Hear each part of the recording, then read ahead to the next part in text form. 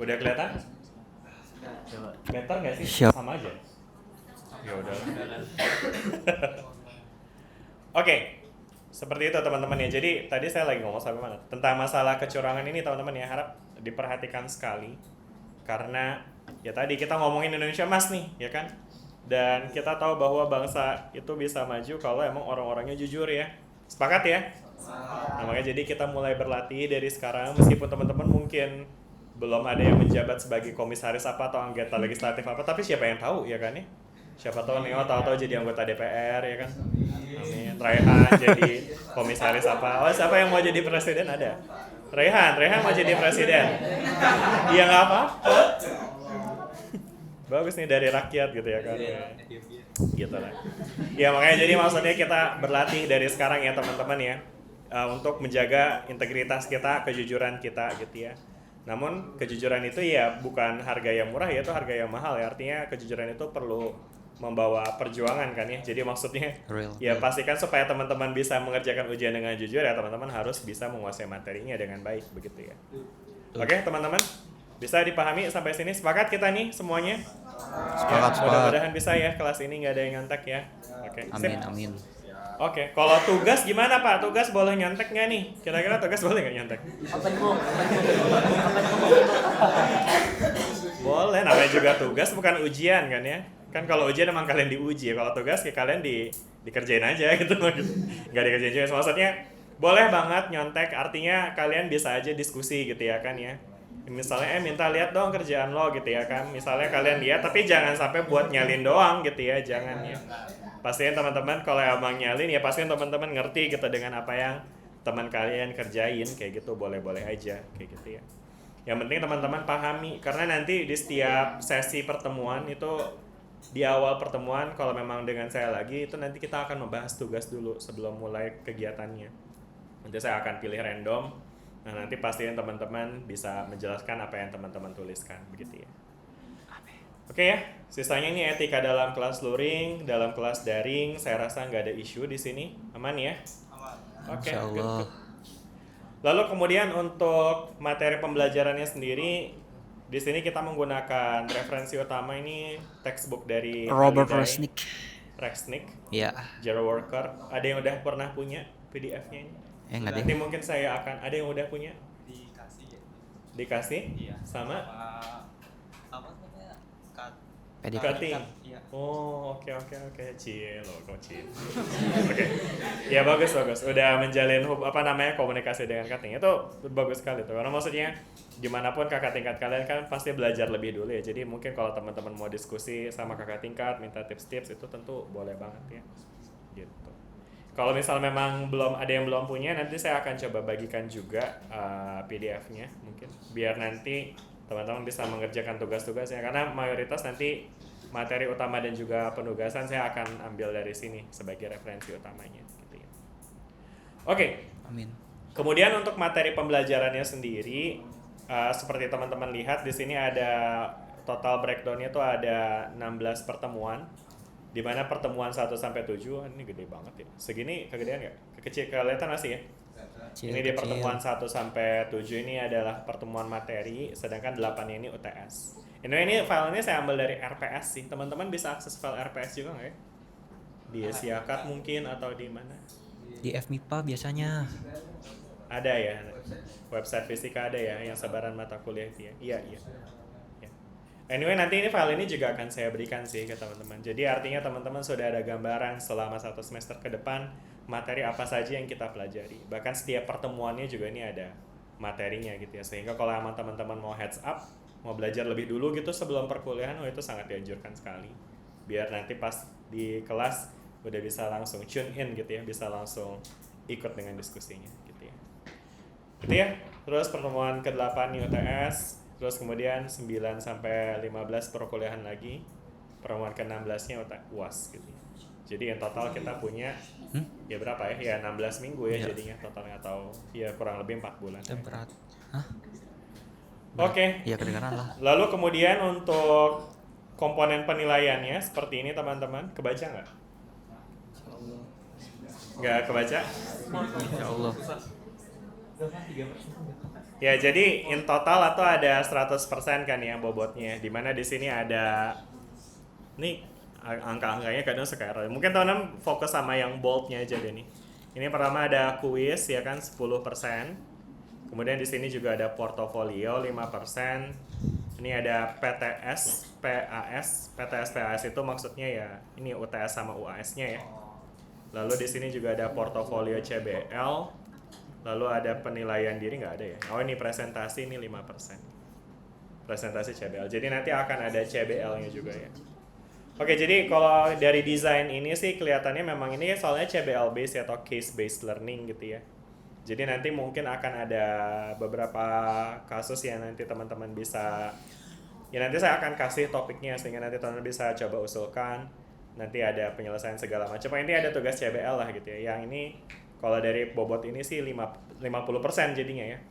Sedangkan sisanya ini dari UTS-nya itu cuma 20, 10, 15. Kuisnya ada 10. Nah ini kuis sebenarnya saya sih nggak expect untuk ngadain kuis sih. Jadi ini tuh kuis ini mungkin untuk bobot tugas ya yang tadi saya bilang. Di setiap harinya akan ada tugas, nanti itu bobot totalnya tuh 10% gitu ya. Sedangkan kalau portofolio ini nanti mungkin lebih ke ini aja deh, ini aktivitas partisipatif ya istilahnya. Jadi apa namanya kalau teman-teman memberikan berpartisipasi aktif di kelas, itu saya expect untuk bisa saya hitung sih.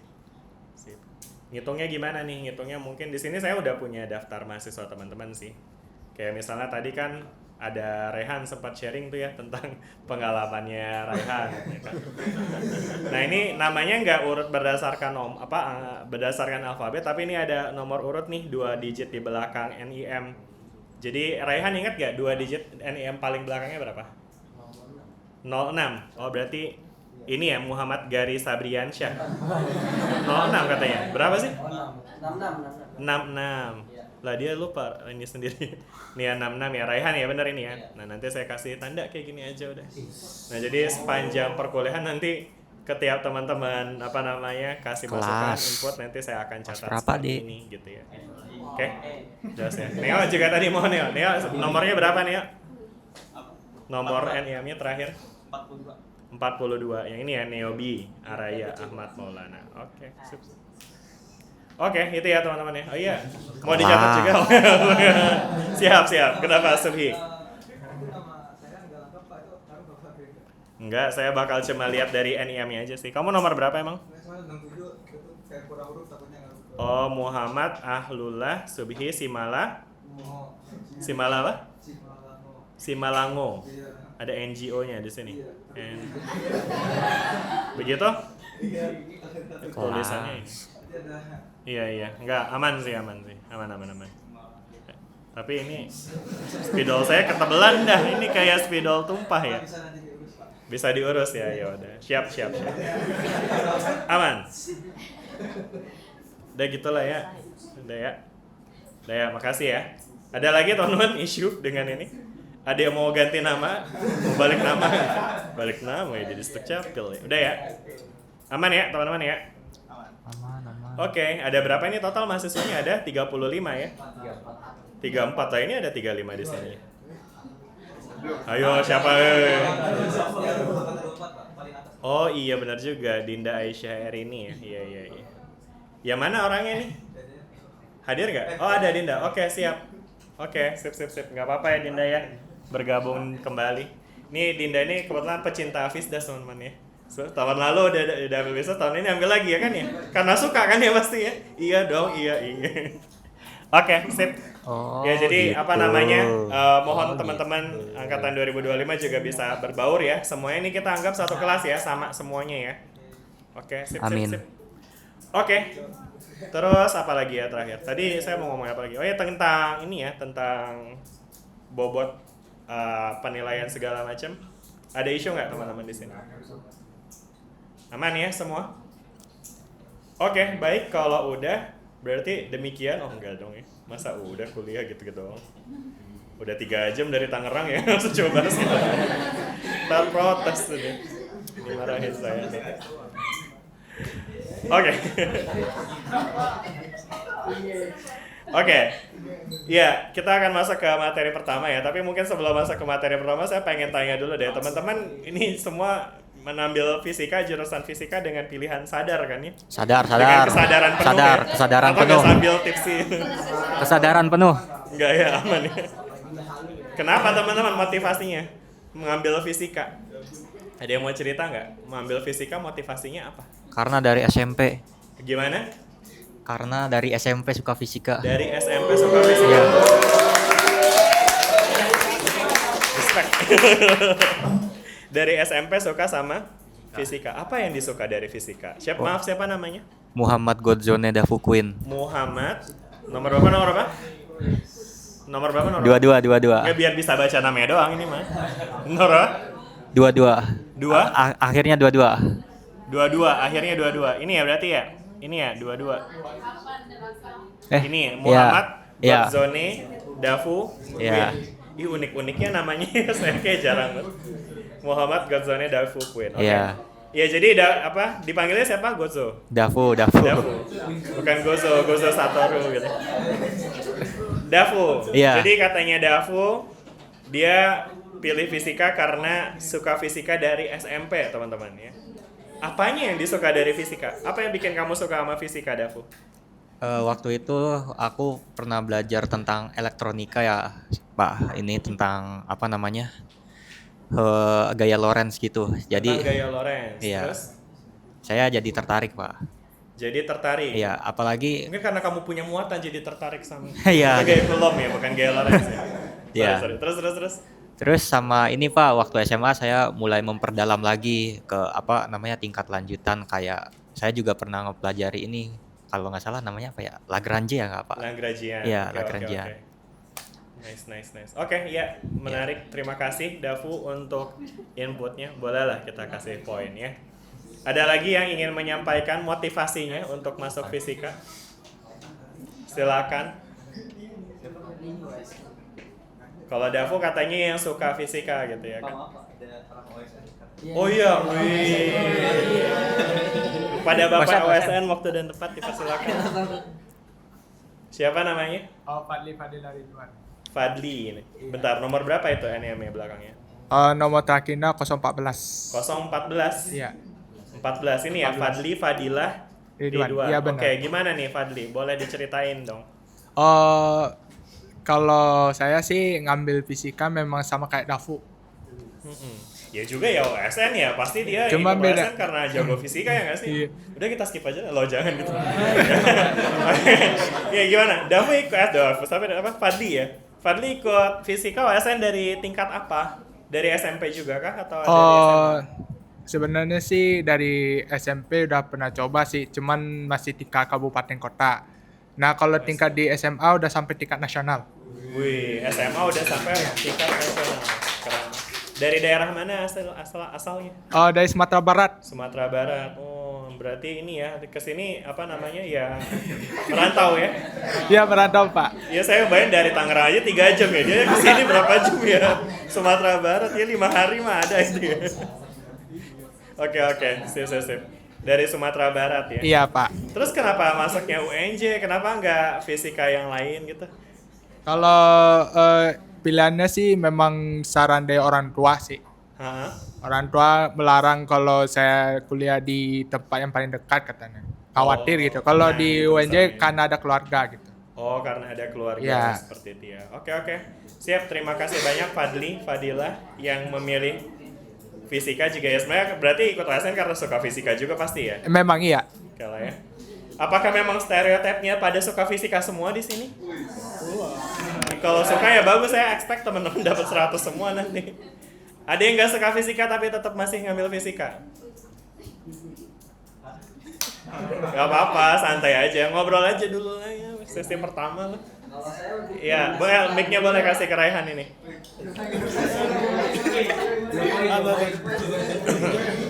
Gimana Raihan? Kenapa Raihan pilih fisika? Jadi waktu SMA itu saya tuh sebenarnya penasaran sama fisika, cuman gurunya itu kayak disuruh kita itu nyari tahu sendiri, belajar sendiri, kayak nggak ngerti ya, gurunya tuh kayak ogah-ogahan ngajarinnya gitu Pak. Terus Ini gurunya Rehan nonton loh ini.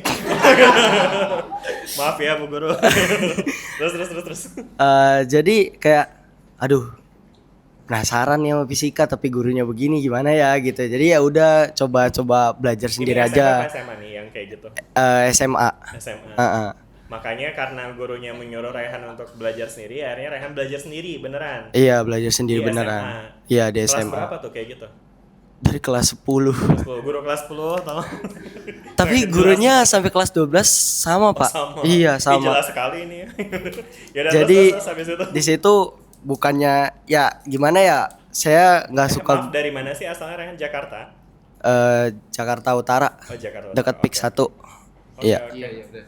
Priuk. Nah. Cilincing. Dari mana? SMA berapa? SMA-nya. Ya udah nggak usah. Ya, ntar makin spesifik. Guru SMA ini kelas 10 sampai 12 fisika gitu.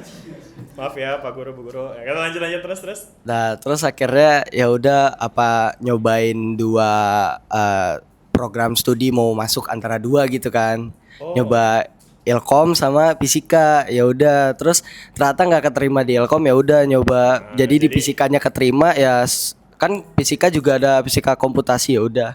Gitu. Oke, tapi maksudnya saya masih belum nangkep korelasinya nih. Jadi kan A, guru kamu nyuruh kamu belajar sendiri fisika. Terus B, tau-tau kamu masuk fisika gitu. Iya. Kenapa ya? Jadi apa yang menyebabkan kamu mau masuk fisika? Karena kamu punya rasa penasaran di Iya, fisika gitu. penasaran saya jadi makin kuat pas sampai kelas 12 itu kayak gurunya ogah-ogahan ngajar Oh, gitu. jadi semakin ogah, kamu semakin penasaran. Iya. Oh, berhasil berarti Maksudnya ya gurunya jelasin sebenarnya. kayak gitu. Wih, mantep. Pak, jelasin Pak gitu maksudnya. Cuman nggak dijelas-jelasin. Iya, justru itu emang. Tapi kan akhirnya kamu jadi penasaran ya. Iya. Iya, untung nggak mati tuh jadi hantu penasaran. Penasaran nyariin hukum fisika gitu ya. Oke, sip ya, makasih banyak ya Raihan ya untuk apa namanya inputnya tadi ya. Kok Nobi, siapa namanya tadi Raihan? Iya, udah 2 skor aja. Oke, ya itu ya tadi ya jawaban dari Raihan ya. Jadi tapi pada akhirnya pilihan kedua ya sebenarnya ya. Pilihan pertamanya Ilkom ya. Iya. Ada lagi nggak yang bukan pilihan pertama? Ya udah coba kita sampling dari yang pilihan pertama dulu deh. Ada yang pilihan pertamanya fisika? Satu-satunya, wow really, oke. Saya bahkan nggak ngangkat tangan nih, karena saya juga bukan pilihan pertama dong. Jujur. Oke, kalau pilihan kedua, angkat tangan. Oke, nice. Yang pilihan ketiga ada? Pilihan ketiga apa? Ada? Oh, oke, sama saya deh pilihan ketiga. Sama kita bro, oke. Sip. Ya tadi Mbak ada yang bilang satu-satunya siapa? Anissa, boleh mic-nya dikasih ke Anissa? Kenapa Anissa pilih fisika pilihan pertama? Jadi kan awalnya tuh suka fisika kan gara-gara gurunya, ngajarnya tuh asik. Terus Oh. cara ngejelasinnya juga Wah bertolak belakang ya? jelas banget, Pak. Iya. Gurunya justru asik. Iya. Terus udah gitu pas tahu masuk siswa eligible, Heeh. di situ mikir. Oh ini mau undangan itu ya? Apa sih namanya Iya, jadwalnya sekarang? SNBP. Nah. SMBP. Iya, terus di situ mikir mau masuk apa. Sedangkan dibolehin kuliah itu kalau PTN cuman di UNJ doang, nggak boleh di yang lain. Oh dekat kah? Atau apa? Ada keluarga di sini. Oh bapak kamu rektor ya? Bukan. Oh bukan.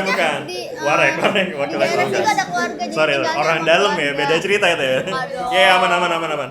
Maaf Pak Rektor. Terus. Nah, udah gitu karena kalau misalkan masuk biologi males ngafal ya kalau Males biologi itu. ngafal. Oh jadi masuk fisika karena malas ngafal intinya Iya. ya? Enggak dong. Oh, bukan. Fisika tuh karena tertarik. Karena tertarik, Iya. iya. Jadi pas PTN cuma milih UNJ, fisika udah. Oke, sip. Oke, terima kasih. Siapa tadi namanya dirimu? Anissa. Nomor 3, aku nomor 3. nomor 3. Anissa yang mana ya? Ini kah? Dinda mah ini ya. Nah, 3 berapa? 005. 005. Iya, saya tanya ininya ya, teman-teman. Oh iya. Oke. Sip, ya terima kasih Anissa. Nah, yang sekarang yang tadi tuh yang jawab yang pilihan ketiga. Atau ada yang pilihan keempat kah? Kita pengen lihat paling ujung siapa. Ada pilihan keempat? Gak ada ya? Emang pilihan cuma 3 ya maksimal ya? 4. Oh, 4. Oke. Ada yang milih keempat? Ngaku deh, ngaku. Langsung 2 nih saya. Oke, siapa? Silakan yang tadi milih ketiga. Halo, Pak. Namanya siapa? Nama saya Christian Yoel, Pak. Dipanggilnya Yoel. Noel. Yoel. Joel. Yoel. Yoel. Pakai Y. Yoel. Oke. Iya. Iya. Yoel. Alasan milih fisika apa nih, Yoel? Di pilihan ketiga spesifik. Oh, itu orang tua saya milihin. Oh gitu. Ya. Pilihan 1-2-nya apa? Bisnis digital sama matematika. Oh, UNJ juga ya berarti? Iya. I see. Tapi akhirnya keterimanya di Fisika. Karena dipilihin orang tua. Iya. Orang tua kamu aja yang kuliah gitu kan.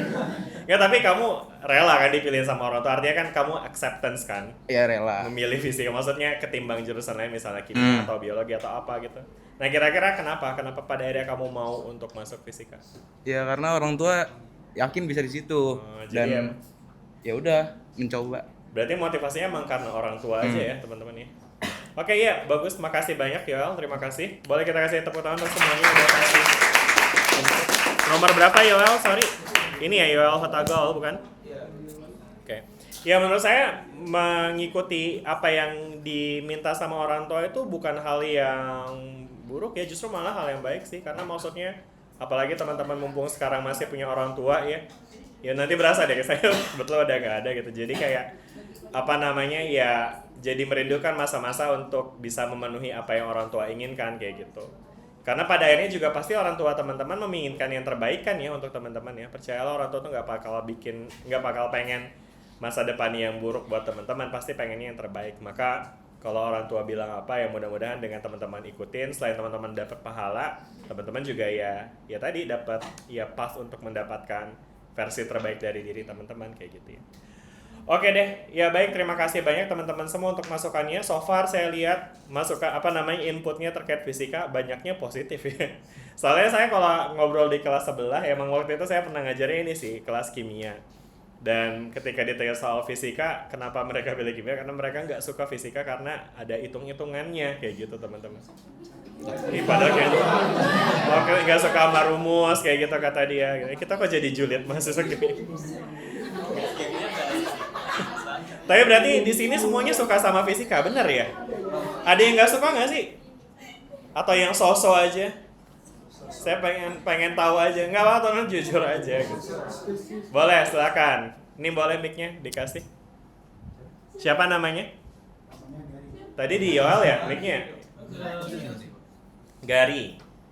Oke, Gary gimana nih? Ketika ditanya yang benci fisika, dia angkat tangan ternyata. Nggak benci juga ya? Gimana Gary? Boleh dijelasin? Jadi dulu tuh sebenarnya tuh saya kan udah jujur nih, saya dulu udah kuliah di luar. Ya jujur saya. Oke, Saya nggak mau ngerantau lagi, orang tua udah tua 60 ke atas dua-duanya. Oh. Jadi saya mutusin pokoknya saya harus kuliah di Jakarta. Oh, biar nggak jauh-jauh. Iya, sekalian ngurus orang tua juga. Kamu dari daerah mana tinggalnya? Saya di Jakarta. Jakarta mana tuh? Jakarta Selatan, Tebet. Deket lah ya dari kesini. Iya, Tebet. Nggak sampai 3 jam ya kan tadi dia. Terus habis itu kenapa akhirnya fisika? Kan kalau perkara jarak mah sebenarnya nggak mesti jurusan fisika ya? Iya, tapi dulu tuh karena gurunya juga. Karena apa? Gurunya juga kelas 10, kelas 11 gurunya itu luar biasa. Oh gitu. Iya. Tapi sayangnya guru yang kelas 10 itu bisa ngajarin saya di kelas 11. Cuma karena beliau ambil S2, sayangnya akhirnya ganti guru tapi sama-sama asik. Sama-sama asik. Di kelas 12 cuek. Kelas 12 cuek. Cuek gurunya. Oke, tapi pada akhirnya itu nggak merubah rasa suka kamu terhadap fisika gitu ya? Ya sebenarnya saya kalau soal fisika tuh saya jalani aja karena nggak ada yang nggak mungkin. Oh gitu. Gimana? Kamu suka fisika itu? Saya fisika itu di antara suka nggak suka. Antara suka nggak suka. Tapi kalau misalnya saya ada di titik nggak suka, jalani aja. Asik. Karena rasa cinta bisa tumbuh karena terbiasa gitu ya kan. Aku bisa, tahu nggak sih lagunya? Ya, Oke, tapi apa yang kamu nggak suka dari fisika emang? Ngapalin rumus. Ngafalin rumus. Tuh kan ternyata ada ya yang nggak suka fisika karena ngafalin rumus. Siapa tadi namanya? Gary. Nomor? 06 belakang. 06 Gary. Oke. Ya, terima kasih Gary ya. Jadi dapat nih satu ya, nggak suka fisika karena nggak suka ngafalin rumusnya. Ada lagi kah yang sama seperti Gary? Nggak suka ngafalin rumus? Subhi juga sama? Mau pendapat lo atau langsung saya catat di sini? Apa yang nggak suka? Mungkin rumus kenapa? Emang dibayangin Gary rumus itu gimana sih? Kenapa nggak suka ngapalin rumus? Gari, sorry siapa? Subhi ya? Gak suka rumus karena ya ngapalin aja, jadi kayak kalau di sekolah kita dulu kan MTK atau apa fisika udah hafalin aja rumusnya, nggak paham gitunya Sekarang, ya. makanya itu pengen yang lebih paham, makanya saya suka lebih ke arah eksperimen. I see. Oke. Nah, menarik nih ya. Jadi memang ada apa namanya paradigma di mana fisika itu kalau emang kita lihat dari rumusnya doang, ya agak nyebelin ya karena rumusnya banyak kan ya, teorinya banyak. Sedangkan kalau emang kita dituntut untuk bisa ngafalin semua, kayaknya agak susah deh ya kan.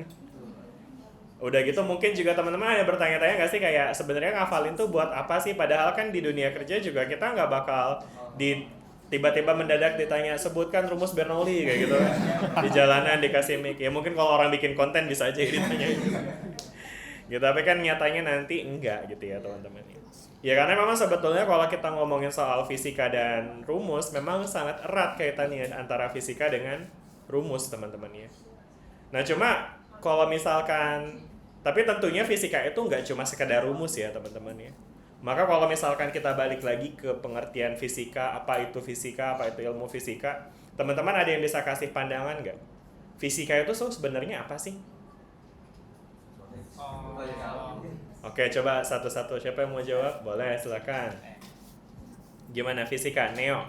Ya, kalau menurut saya fisika itu pada esensinya mempelajari itu aturan dan bagaimana cara dunia atau alam semesta itu bekerja gitu, pada esensinya saja. Menurut Neo, fisika mempelajari aturan. Tulisannya jelek banget, maaf ya.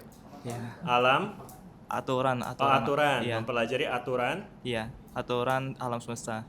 Aturan apa, sorry? Alam semesta. Aturan alam Semesta.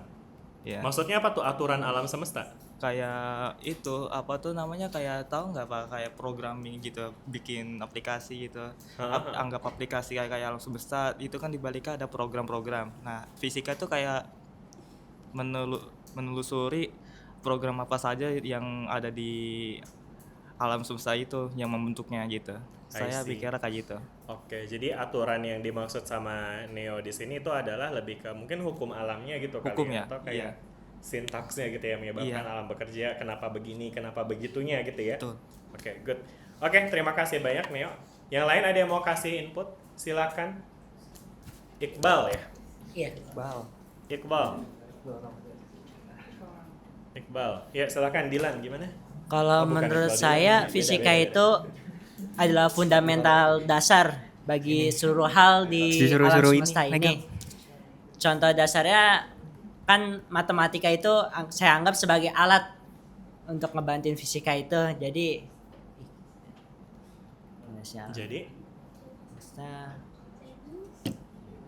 kok ngeblank ya? Tapi agak lompat tuh tadi. Tadi kan kamu ngomongin fisika itu merupakan fundamental atau fondasi dari alam semesta. Toto ke matematika nih, agak patah nih. Gimana tuh? Baru setupnya fisika nih, punchline-nya apa nih? Enggak, bukan punchline juga. Galak. Ya, fisika atau mungkin cukup di sini. Hah? Tadi kelengkap, tadi apa ya? Fisika tadi Iqbal bilang fisika adalah fundamental gitu ya, atau fondasi dari alam semesta. Terus?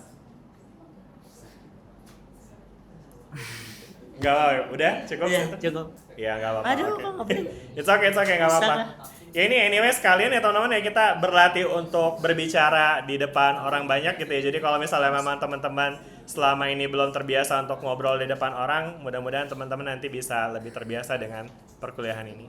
Ini ya Muhammad Iqbal ya, nomor 04 ya. Oke, sip. Oke, ada lagi? Satu lagi dia terakhir. Wih, langsung aja. Ya, jadi bingung nih ya saya. Yaudah, mic-nya paling dekat di siapa mic-nya? Oke, pemegang mic ini langsung deh. Oke, silakan. Iya, habis ini mic-nya dikekep ya, enggak disebarin nih. Atau gantian deh, kayaknya tadi udah kan ya. Ini enggak nih ke sini, ya. Ini apa sih, pakai apa sih itu? Culture banget, Bro. Oke, gimana? Siapa namanya? Saya Keanu, Pak. Keanu. Iya. Okay. Gimana Keanu? Fisika itu apa sih? Jadi menurut saya itu fisika itu adalah suatu ketetapan dunia atau alam semesta yang bisa terhitung oleh manusia. Karena kan ada masa-masa di mana suatu fenomena yang kita nggak bisa hitung, kayak contohnya Isra Miraj yang Nabi Muhammad jalani. Nah kan itu tidak bisa kita hitung. Tapi semakin berkembangnya zaman ya kan, kita juga udah mulai dari yang namanya fisika yang lama, terus sampai ada ditemukannya fisika kuantum. Itu manusia tuh kayak apa ya, setiap tahunnya menaiki tangga yang sama lah Pak, untuk menghitung ketetapan yang bisa diukur oleh batas kemampuan manusia kita Pak. Gitu. Oke, baik, boleh kita kasih aplaus. Keanu, bawa Isra Miraj lagi, mantap, luar biasa itu. Nomor berapa Keanu? 052. 052. Mungkin 2 digitnya aja ya teman-teman ya, 52. Oke, ya terima kasih Keanu, Neo dan juga Iqbal udah ngasih insights tentang fisika itu apa. Dan saya rasa hampir semuanya ini memiliki irisan yang sama, yaitu tentang fisika itu sebagai aturan alam semesta, fondasi alam semesta, ketetapan alam semesta ya. Jadi artinya fisika itu sebetulnya mencoba untuk mempelajari bagaimana alam semesta ini bekerja gitu ya teman-teman ya. Tentu alam semesta ada duluan kan ya, baru fisika ya. Bukan teorinya dulu disusun baru nanti gerak revolusi matahari, revolusi bumi harus begini baru nanti buminya ngikutin gitu. Enggak kan ya? Enggak. Ya jadi alam semesta yang memang sudah ada sejak dulu kala dan kita adalah bagian di dalamnya, itu memungkinkan kita untuk kita sebagai manusia, sebagai orang yang mampu untuk berpikir, itu bisa bernalar dan bisa untuk bertanya gitu kan ya, bagaimana ini bisa terjadi, itu bisa terjadi gitu ya kan ya. Ini kalau misalnya ya tadi ya teman, jadi curiosity tentang fisika itu emang pasti awalnya tuh bermula dari pertanyaan gitu ya, bagaimana ini bekerja, bagaimana itu bekerja kayak gitu ya kan. Nah kemudian dari hal tersebut baru deh dilakukan, tadi ya di sini ada kata kunci yang menurut saya menarik nih disebutin sama Keanu. Ini dia bilang dapat dihitung gitu ya, dihitung sama manusia.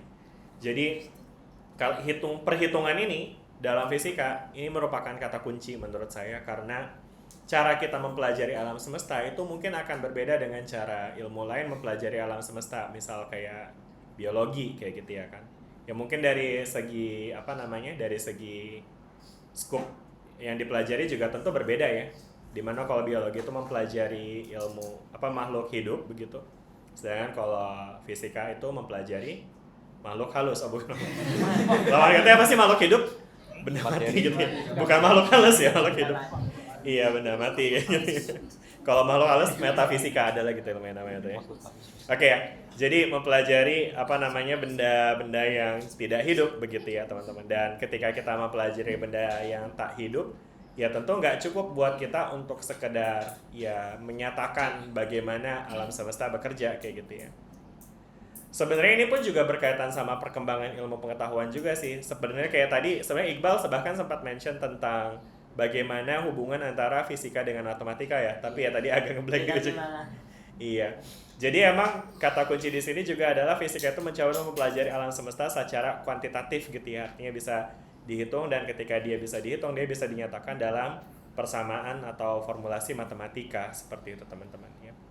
Makanya jadi emang fisika itu akan erat sekali dengan matematika, karena matematika adalah cara so far ya terbaik untuk mengekspresikan bagaimana hukum fisika bekerja gitu.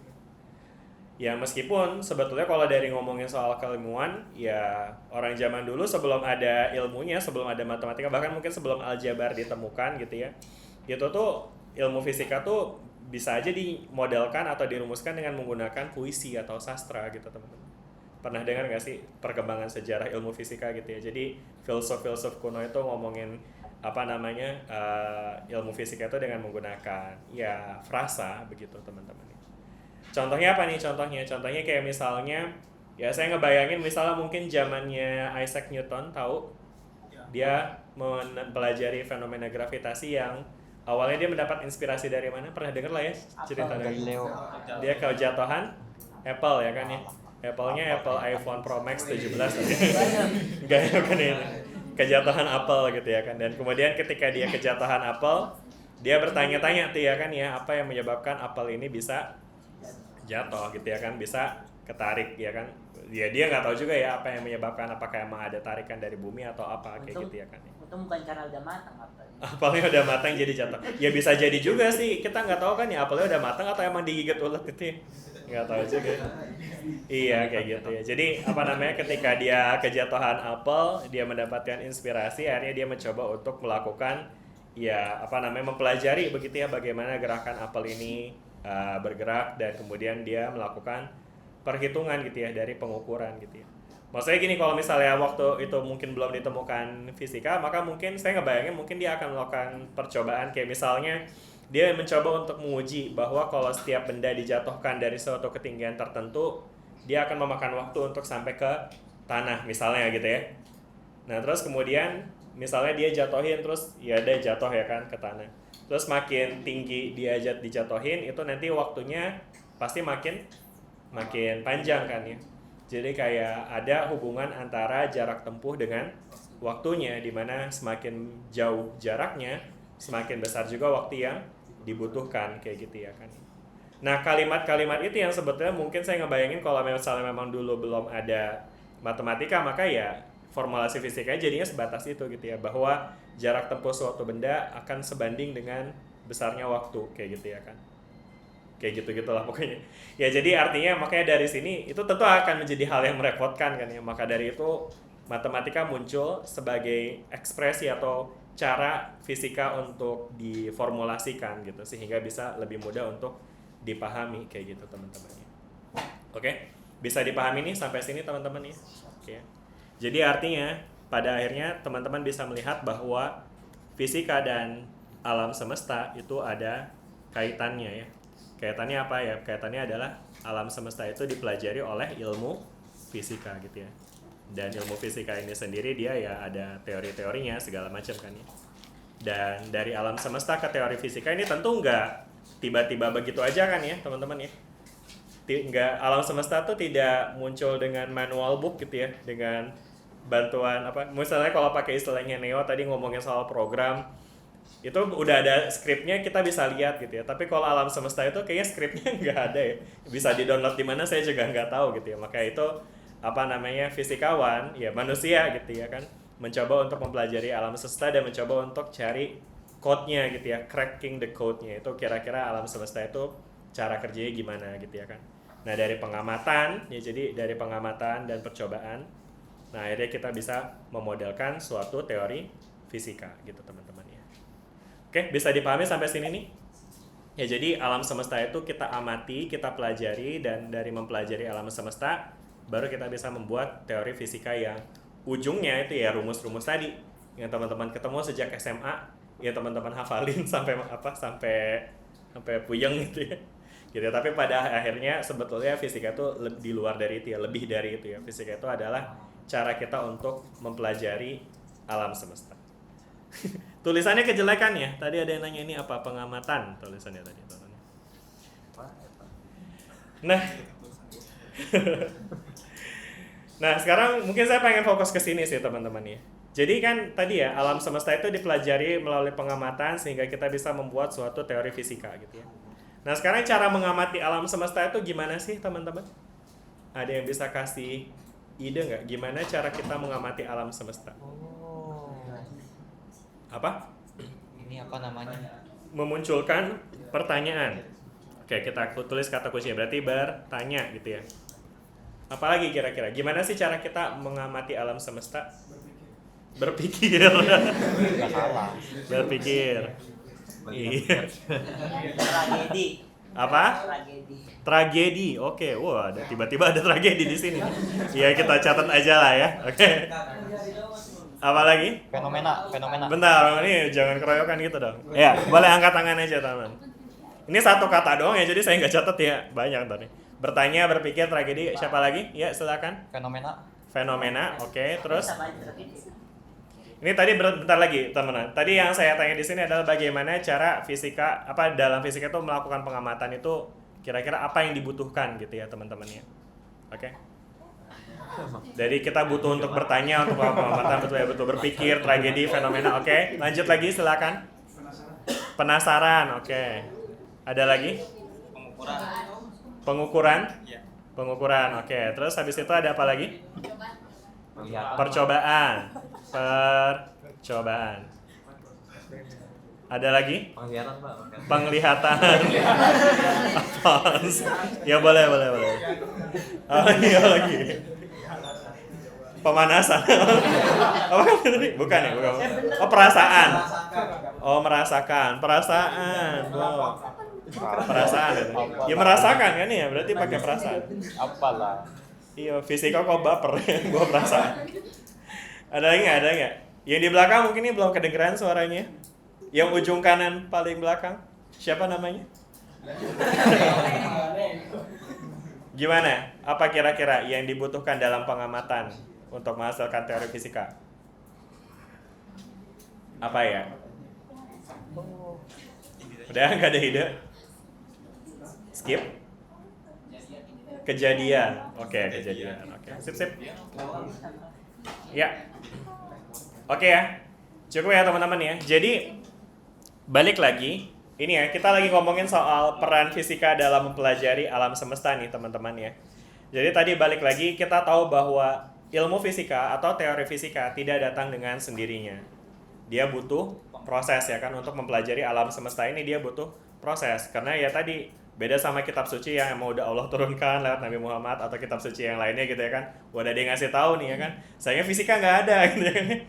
Beginilah rumus fisika Newton gitu ya, nggak ada gitu ya kan. Makanya jadi kita harus berjuang sendiri begitu ya kan untuk membuat suatu teori fisika, dan salah satu caranya adalah kita perlu melakukan pengamatan terhadap alam semesta ya kan, terhadap apa yang terjadi di sekitar kita ya.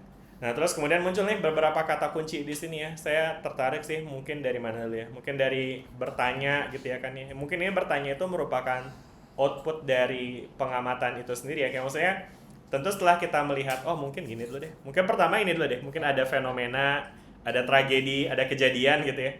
Jadi dari fenomena, tragedi atau kejadian yang terjadi di alam semesta, itu lalu kita akan muncul rasa penasaran gitu ya kan. Ini ada senapsaran di sini. Senapsaran gitu. Ada penasaran. Ada pertanyaan gitu ya kan ya. Ada pertanyaan kenapa bisa begini, kenapa bisa begitu ya kan ya. Di sini fenomena tragedi atau kejadian yang terjadi ya bisa dalam banyak hal ya. Ya kayak tadi misalnya fenomena apel jatuh itu kan sebenarnya fenomena ya kan ya. Atau fenomena alam lainnya kayak misalnya gempa bumi atau misalnya gerhana matahari, gerhana bulan, segala macamnya. Atau bahkan pergerakan bintang di langit ya kan, atau mungkin pergerakan matahari yang kita lihat terbit di timur tenggelam di barat dan seterusnya.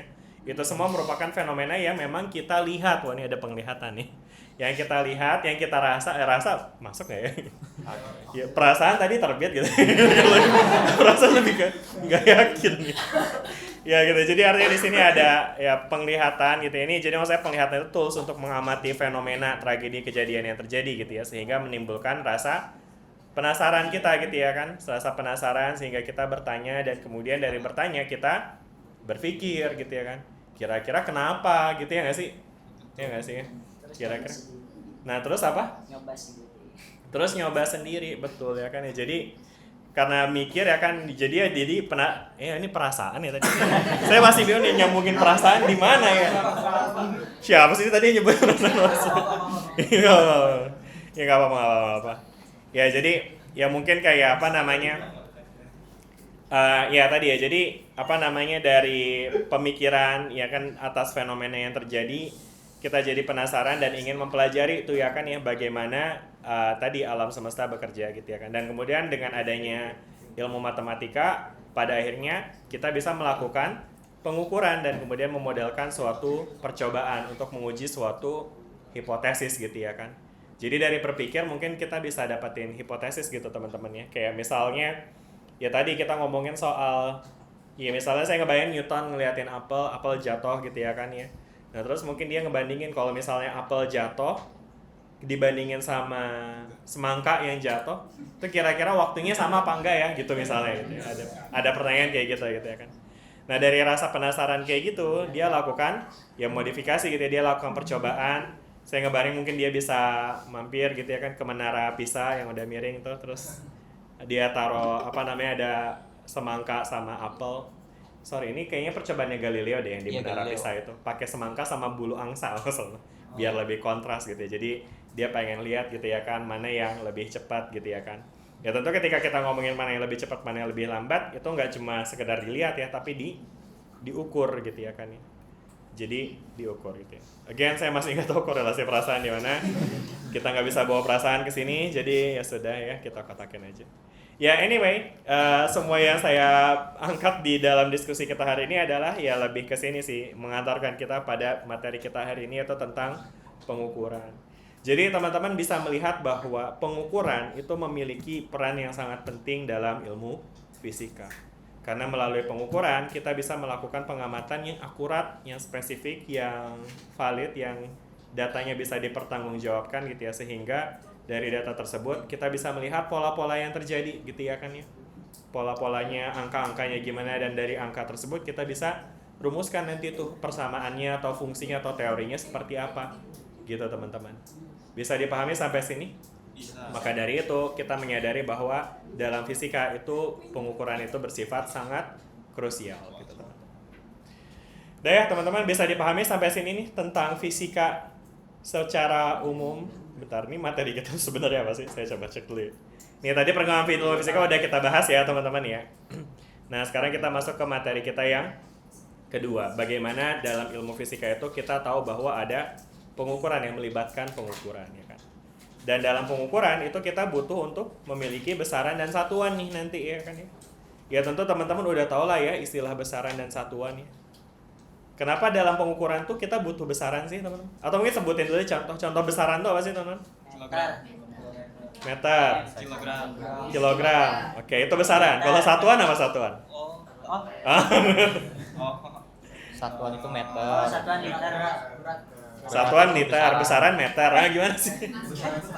Besaran itu jarak. Tahu, saya juga bingung kan. Bedanya besaran satuan apa ini? Besaran Besaran satuan, bedanya apa? Panjang, berat. Iya. Kalau satuan itu kayak meter. Ini ngomongnya ke saya. Boleh kasih mic-nya lagi. Gimana? Besaran satuan? Hah? Gimana? Iya pertanyaannya. Kalau besaran satuan pengertiannya itu apa sih? Besaran itu kayak apa ya? Kayak panjang gitu, lebar. Terusnya berat. Panjang. Besaran panjang, terus habis itu apa lagi? Berat, terus gaya, terus energi, dan lain-lain. Kalau satuan apa satuan? Satuan itu kayak meter, kilometer ya sih, kilogram, kandela, Kelvin, mol, DLL lagi. dan lain-lain. Oke, ya terima kasih ya. Jadi ini ya teman-teman, mungkin kalau dari contoh udah bisa nyebutin ini benar contohnya. Jadi besaran itu adalah kayak besaran panjang, berat, gaya, energi, sedangkan satuan itu adalah massa, kilogram, kandela, Kelvin, mol gitu ya. Nah tapi pertanyaannya adalah kenapa sih dalam pengukuran fisika atau dalam menyatakan suatu besaran fisika kita harus menyertainya dengan satuan? Kenapa harus ada besaran dan satuan dalam fisika?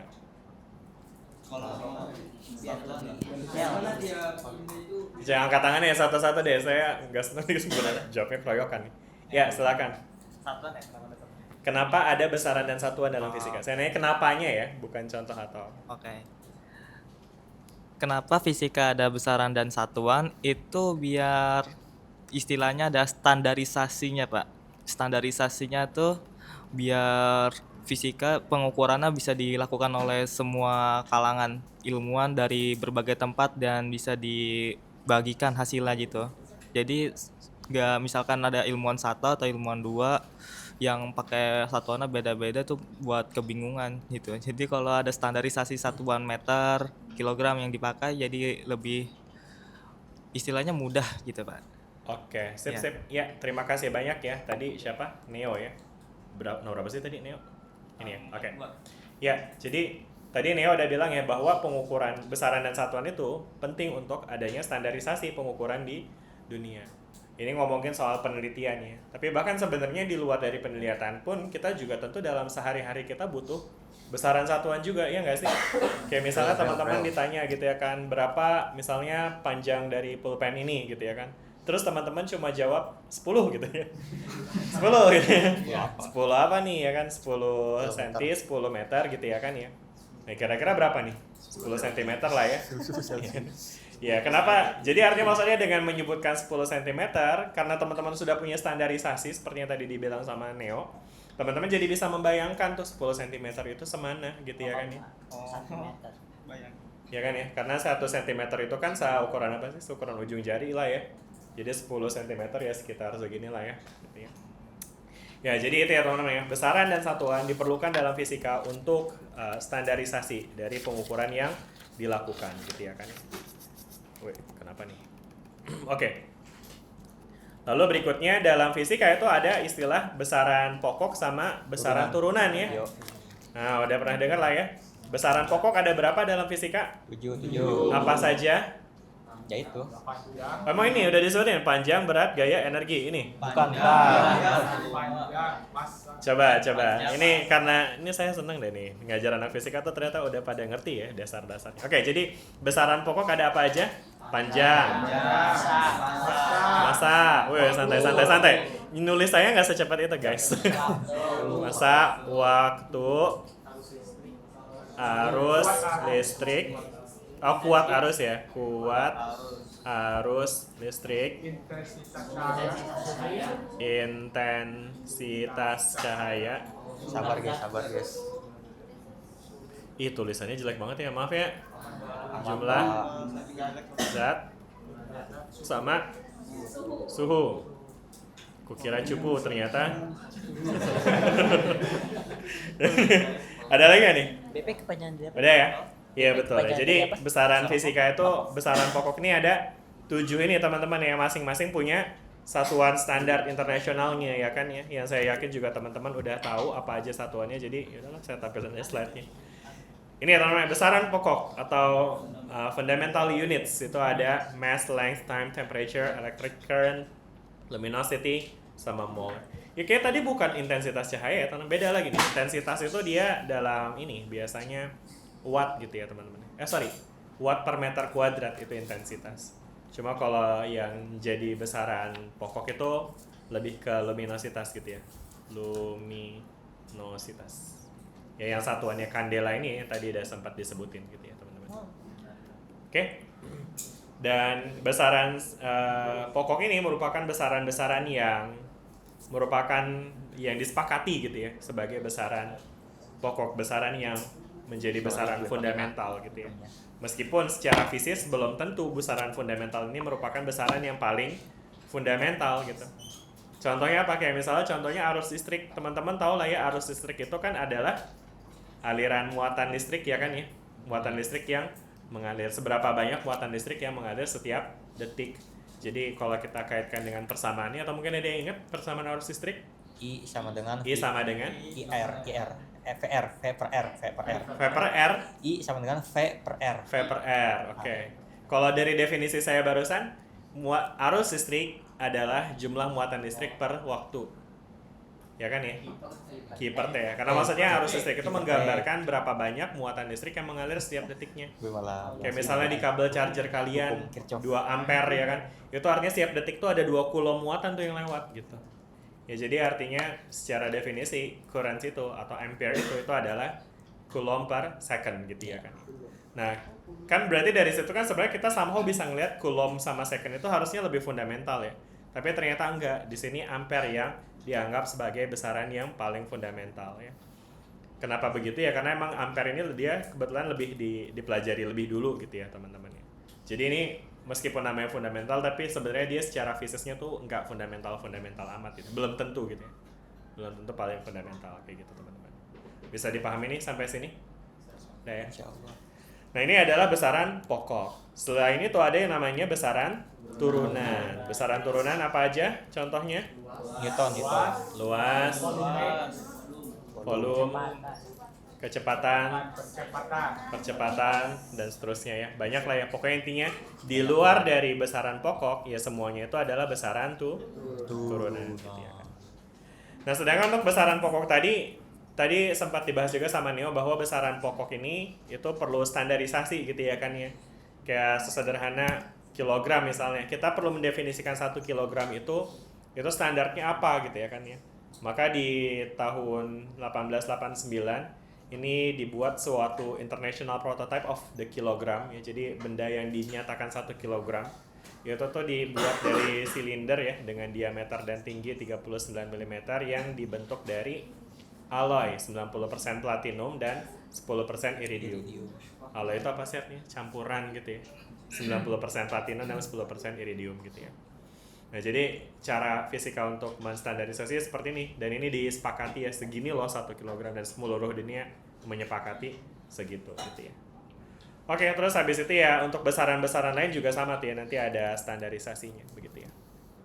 Oke, lalu kemudian berikutnya tadi kita juga udah diskusi, selain ada besaran fundamental atau besaran pokok, kita juga punya besaran turunan, derived quantities, yang bisa diperoleh dengan kombinasi, combo dari fundamental units, dari besaran-besaran pokok ya. Contohnya ada tadi teman-teman udah sebut kecepatan ya, kelajuan, speed, yang kita bisa nyatakan dengan meter per second. Karena itu kecepatan atau kelajuan itu merupakan besaran turunan gitu ya. Tadi juga teman-teman ada yang nyebut percepatan segala macam ya, saya rasa teman-teman udah oke lah ya dengan bagian ini. Oke, sampai sini ada pertanyaan nggak nih teman-teman? Aman ya? Aman ya? Oke, baik. Nah sekarang dengan adanya besaran dan satuan ini, tentu itu akan membantu kita ketika kita tiba pada kasus perhitungan gitu ya teman-teman ya.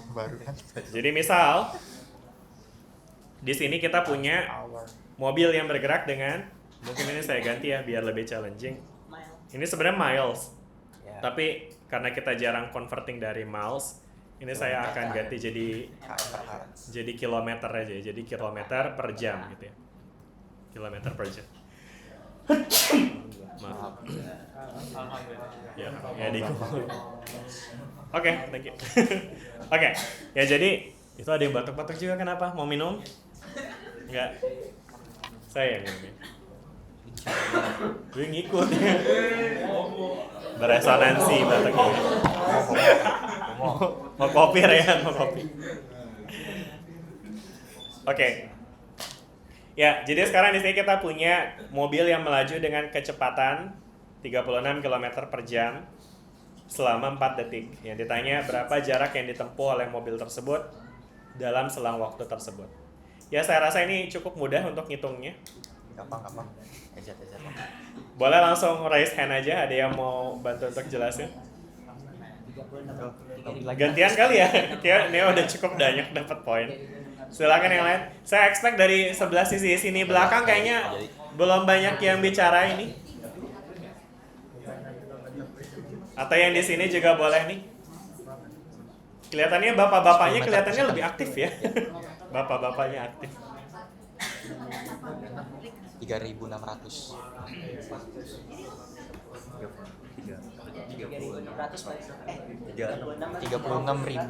soalnya kilometer kan, jadi konversi dulu ke meter.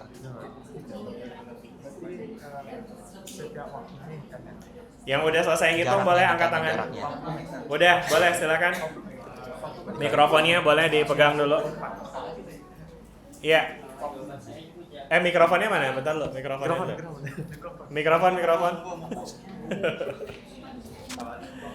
Oh ya, dipegangin aja Gary. Gak apa-apa. Yaudah ya, aman. Ngomong aja, Gary. 40 meter. Oke, teman-teman boleh perhatiin ya.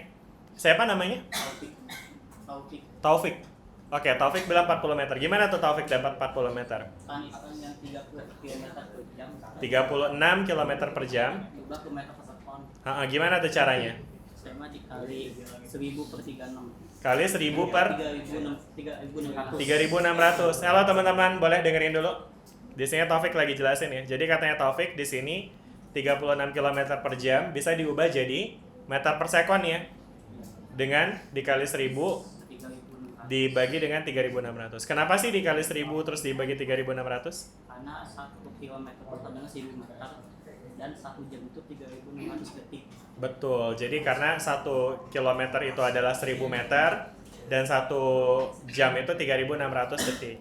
Biar lebih kebayang nih teman-teman juga tentu boleh aja nih bikin kayak gini. 36 km per jam itu artinya 36 km per 1 jam.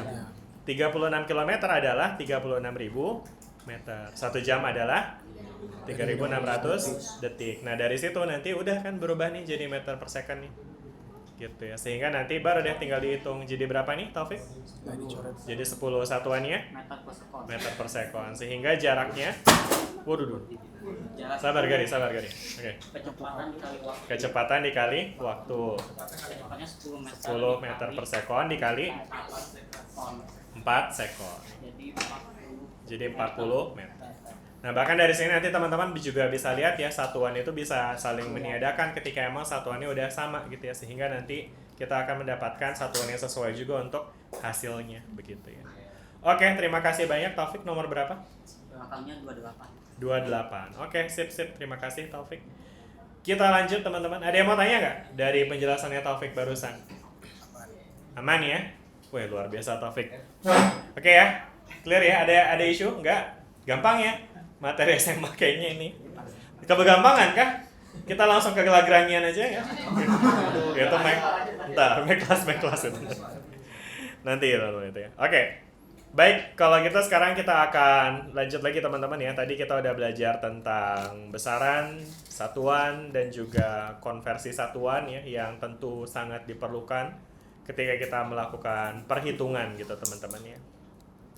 Dan kemudian nanti teman-teman juga bakal bisa lihat dengan adanya besaran dan satuan, kita juga bisa melakukan validasi teman-teman terhadap suatu formula teman-teman ya. Jadi contohnya adalah kayak gini teman-teman. Diberikan jarak diukur dalam meter, ya kan, dan waktu diukur dalam sekon, sedangkan akselerasi atau percepatan itu dinyatakan dalam meter per second kuadrat. Nah, soal ini minta kita untuk menunjukkan bahwa formula D sama dengan AT doesn't work atau nggak bisa gitu ya, atau nggak valid gitu ya.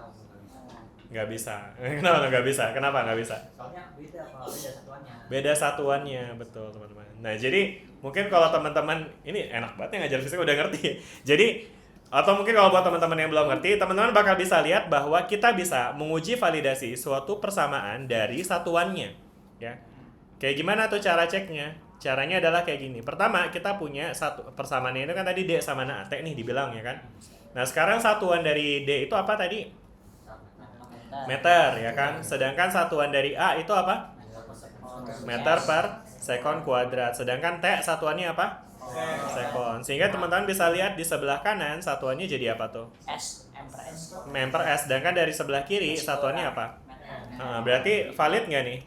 Tidak ya, karena dalam perhitungan itu dia harusnya konsisten tuh yang namanya persamaan. Dia satuannya harus sama kiri kanan gitu ya. Jadi dari sini teman-teman juga bisa lihat kegunaan lain dari satuan selain untuk standarisasi kayak yang tadi dibilang Neo. Ini juga bisa digunakan untuk membuktikan apakah suatu persamaan itu valid atau enggak gitu ya. Kalau satuannya nggak sama, udah pasti dia nggak valid gitu teman-teman. Udah jelas sampai sini nih? Gampang ya? Oke, berikutnya ada apa lagi nih? Sekarang kalau misalkan di sini kita punya soal latihan kayak gini. Ya, tentukan apakah formula di bawah ini dimensionally consistent. Artinya secara satuan, secara dimensi itu dia konsisten. Ya. Nah, ini informasi yang dibutuhkan. V itu satuannya meter per second, A itu meter per second kuadrat, dan X itu adalah meter. Sedangkan T itu adalah waktu. Silakan dikerjakan.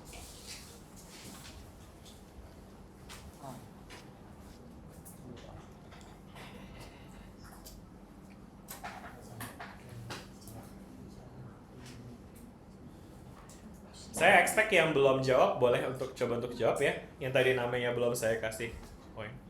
Lumayan ya 5%. 5% tuh setara sama setengah UTS. UTS saya 10% ya. Velocity apa ya? Velocity kecepatan. Iya. S atau M per S? Velocity itu M per S ya. Nah, tadi jelasin.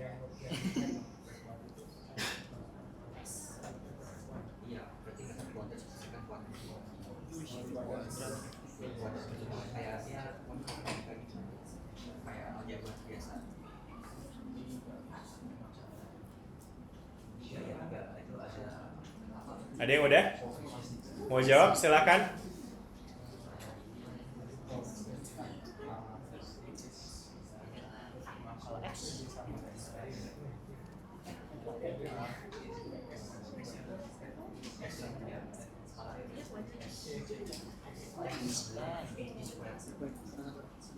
Extra distant.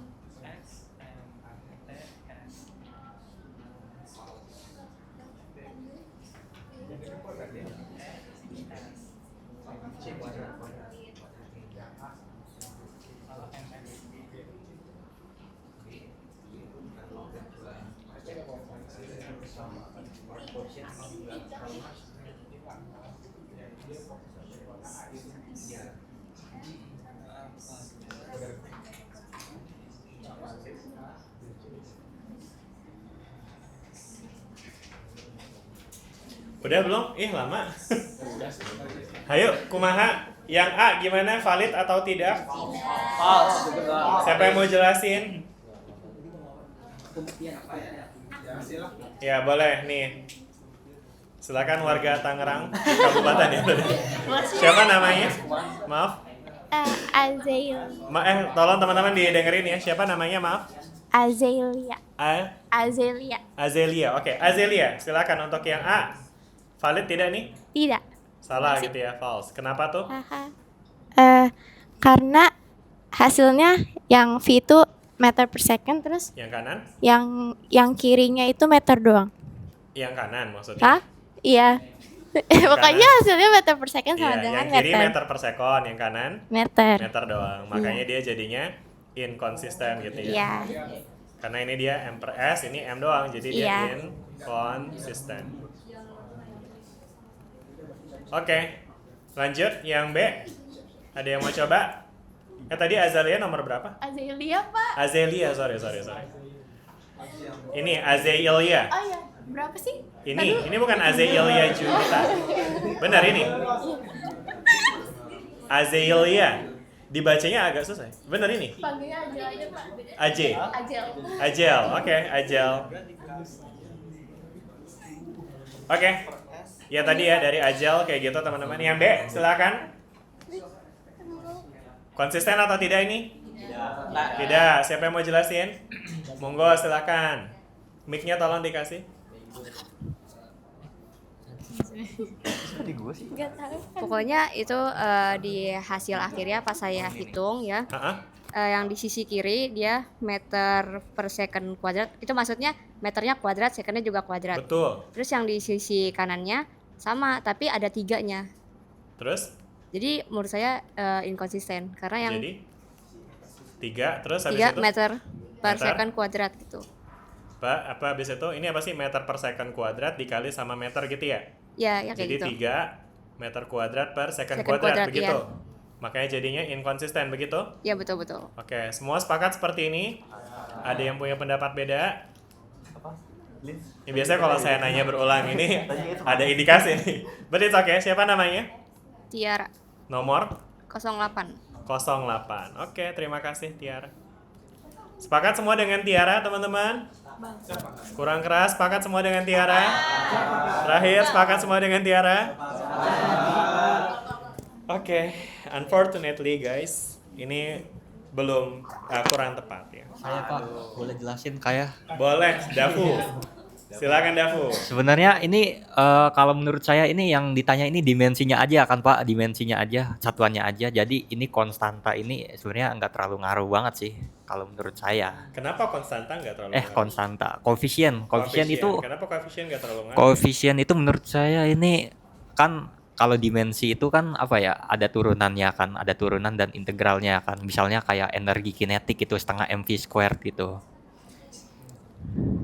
Terus kayak apa ya, kalau secara analisis dimensinya ini sebenarnya benar-benar aja sih Pak, benar-benar aja. Tapi kalau pengukuran yang lebih tepatnya lagi, kalau misal pengen diperinci lagi, kalau dikasih koefisien itu mungkin emang inkonsisten. Tapi kalau secara dimensi konsisten aja sih. Ya, oke. Ya, terima kasih banyak Dafu penjelasannya. Teman-teman bisa dengar tadi penjelasan Dafu? Jangan potong dulu, emang bener. Penjelasannya Oh, penjelasannya bagus ya. Oke. Ya, makasih ya Dafu untuk penjelasannya. Jadi kata Dafu teman-teman, kata Dafu nih ya, bukan saya ya loh. Kata Dafu. Halo. Jadi kata Dafu di sini kan kita cuma analisis dimensinya doang. Sehingga kalau ada perbedaan koefisien, maka sebenarnya koefisien itu nggak perlu terlalu dilihat, begitu nggak sih? Iya. Karena ya yang dilihat kan again cuma dimensionality-nya aja ya, dimensionally konsisten atau enggak. Karena balik lagi sama persoalannya ini begitu ya kan ya, sehingga koefisien itu nggak perlu dipertimbangkan begitu ya. Oke?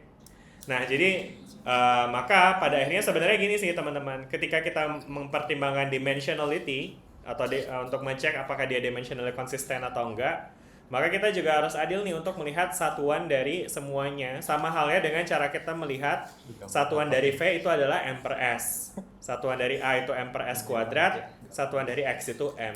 Maka kita harus bertanya satuan dari 3 itu apa? Gitu ya. Karena bisa aja tiganya itu punya satuan, bisa juga enggak gitu ya. Nah tapi kalau di sini kan ceritanya dia nggak nyebutin apa-apa nih ya kan. Maka bisa jadi tiganya ini sebagai koefisien itu cuma faktor pengali aja. Nah tadi Dafu ngasih contoh bagus banget, kayak contoh di persamaan ini energi kinetik misalnya. Kita punya setengah mv kuadrat, dimana secara dimensi yang mempengaruhi dimensi itu cuma m sama v-nya doang. Setengahnya itu nggak ada dimensinya karena dia cuma faktor pengali aja gitu ya. Nah sehingga karena 3 nggak punya dimensi, maka kita nggak perlu pertimbangkan untuk memperhatikan apakah dia dimensionally konsisten atau enggak gitu. Bisa dipahami sampai sini teman-teman? Kata Dafu nih ya. Loh gini. Ya emang bener ya gitu ya. Oke ya, sip. Makasih banyak ya Tiara dan juga Dafu. Jadi artinya untuk case yang ini dia itu terhitungnya sebagai konsisten juga masih ya teman-teman ya. Bentar, Dafu tuh naruh sih? Oh ini tadi ya, Dafu. Ini emang ujungnya Queen aja ini, Dafu Queen. Iya. Ben. Apa tuh artinya? Ada Queen-nya segala? Nama band, Pak. Nama serius? Serius? Itu artinya bijaksana, Pak. Oh, Queen itu artinya bijaksana. Oke. Mantap, luar biasa, bijaksana. Oke, sehingga untuk yang terakhir gimana? Ada yang mau jawab? Oke. Yang ujung deh nih, yang ujung deh. Kayak tadi belum sempat ngomong nih. Boleh mic-nya dikirim ke belakang, teman-teman.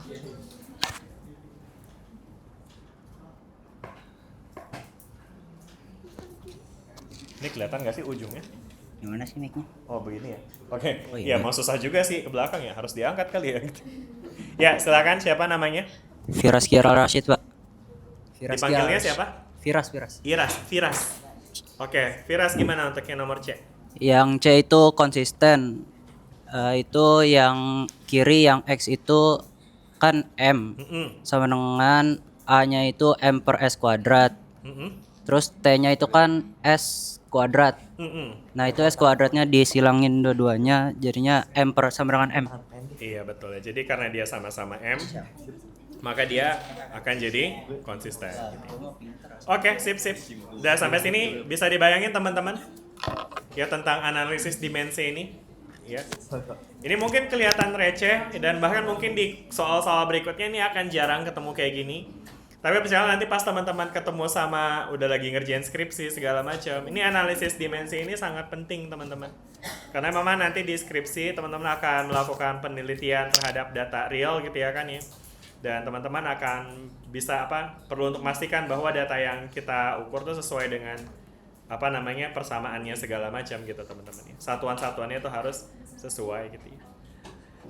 Namun meskipun kemudian secara dimensionally konsisten ya teman-teman bisa lihat ya, meskipun suatu persamaan itu bisa dikatakan konsisten secara dimensi, itu bukan berarti persamaan itu benar teman-teman ya. Oke? Kenapa? Ya. Karena sebetulnya kalau mungkin teman-teman familiar dengan rumus-rumus yang muncul di sini, ini tuh rumus-rumus yang suka muncul di rumus GLBB teman-teman ya. Jadi kalau teman-teman ingat rumus ini nih sebenarnya ini tuh muncul di rumus GLBB yang VT kuadrat sama dengan V0 kuadrat plus 2AS gitu ya kan. Pernah lihat nggak sih rumus ini? Nah, kalau kecepatan awalnya 0 berarti kan VT kuadrat sama dengan 2AS gitu ya. Nah tapi ini 3 gitu ya kan ya. Jadi ya memang secara rumus belum tentu benar gitu ya. Tapi secara dimensi dia udah konsisten gitu ya. Ya jadi ada rumus kayak gini ya. Begitu juga dengan yang ini nih. Ini juga rumus dari GLBB juga yang kalau teman-teman ingat. Dari mana nih rumusnya? S sama dengan? X Siapa yang ada alarm jam segini? Alarm apa itu? V0 T plus setengah AT kuadrat gitu. Jadi harusnya mah ada setengahnya gitu ya. Tapi ya again kita cuma menganalisis dimensinya aja kayak gitu di sini. Dah, sampai sini ada pertanyaan nggak teman-teman tentang besaran dan satuan? Ada pertanyaan? Aman ya teman-teman ya? Oke, baik, kalau udah aman semua tentang besaran dan satuan. Sisanya ini saya yakin teman-teman sudah familiar bahwa again karena dalam fisika kita mengukur nilai-nilai yang bisa jadi gede banget, bisa jadi kecil banget. Kayak ngomongin soal jumlah muatan atau jumlah partikel dalam suatu zat itu nilainya bisa miliaran gitu teman-teman, bahkan lebih. Maka ketimbang kita nyatakan dengan angka 0 yang sangat banyak, kita bisa gunakan scientific notation. Sudah familiar dengan scientific notation? Sudah ya. Intinya scientific notation itu adalah cara kita untuk menyederhanakan penulisan. Contohnya, misal kita punya angka berapa ya? 931700000 gitu misalnya. Nah, ini gimana cara menyatakan angka ini dalam scientific notation? 9.317 kali 10 pangkat 9. Yakin semua 9? 1, 2, 3. Benar ya? 6. 9 benar 9. Ya karena di sini teman-teman mungkin cara gampangnya saya ingat waktu SD diajarinnya tuh gitu ya. Lihat komanya ada di mana gitu kan. Ini kan decimal point kan komanya di sini ya. Dan karena kita mau angkut dia ke sini, jadinya ini decimal pointnya kita angkut. Kita hitung aja nih berapa kali dia lompat gitu ya kan. Nah gitu ya teman-teman. Jelas nggak sampai sini teman-teman? Ya gampangnya itu kayak gitu ya. Oke, itu kalau untuk menyatakan angka yang sangat besar gitu ya. Misalnya nih kita ngomongin ini sebagai dalam konteks jarak gitu ya kan, meter ya kan. Jadi ini adalah meter, sehingga nilai ini pun juga nanti bisa nih teman-teman disingkat lagi dengan meniadakan 10 pangkat 9-nya dengan menggunakan prefix ini ya. Atau istilahnya nama depan ya. Jadi kalau kita ngomong 10 pangkat 9 itu apa tuh? Giga ya. Jadi 9,317 gigameter. Ada tuh teman-teman gigameter. Ya. Jadi emang istilah kilo mega giga mungkin teman-teman sering lihat di kuota kayaknya. Kuota 4 giga gitu ya kan. Cuma buat 1 malam doang gitu ya kan. Gitu-gitu. Ya bisa dipahami nggak teman-teman sampai sini tentang istilah prefix ini ya? Dan cara yang sama juga kita bisa gunakan untuk menyatakan angka yang sangat kecil, misalnya 0,00000027 misalnya. Satuannya apa? Misalnya ini gram gitu ya kan. Nah ini jadi apa nih? Caranya menyatakan berapa? Sorry, 2,74 kali 10 pangkat minus 9. Satuannya apa? Gram doang dulu ya. Ini masih gram nih ya, belum diapa-apain nih ya. Nah terus kalau misalnya diubah jadi prefixnya jadi apa? 10 pangkat minus 9 itu apa? Nano, jadi NG gitu ya. NG, not gonna lie gitu. NGL. Nah, teman bisa dipahami sampai sini? Gampang kan ya fisika mah gitu-gitu aja udah. Gampang. Ini hari pertama materi paling gampang ini teman-teman. Jadi tertawalah sebanyak-banyaknya hari ini. Karena besok lebih. Gampang. Enggak lebih gampang. Udah ya teman-teman ya, sampai sini ada pertanyaan gak nih? Gampang. Aman ya, bisa ya teman-teman ya. Kalau ketemu besaran satuan jangan sampai salah gitu ya kan intinya. Oke, terus habis itu ini ada kaidah penulisan, nggak usah lah ya, udah bisa juga. Ini contoh juga udah oke. Berikutnya di sini ada, ya kita bisa moving on deh sekarang ke analisis berikutnya yaitu tentang ketidakpastian ya teman-teman ya.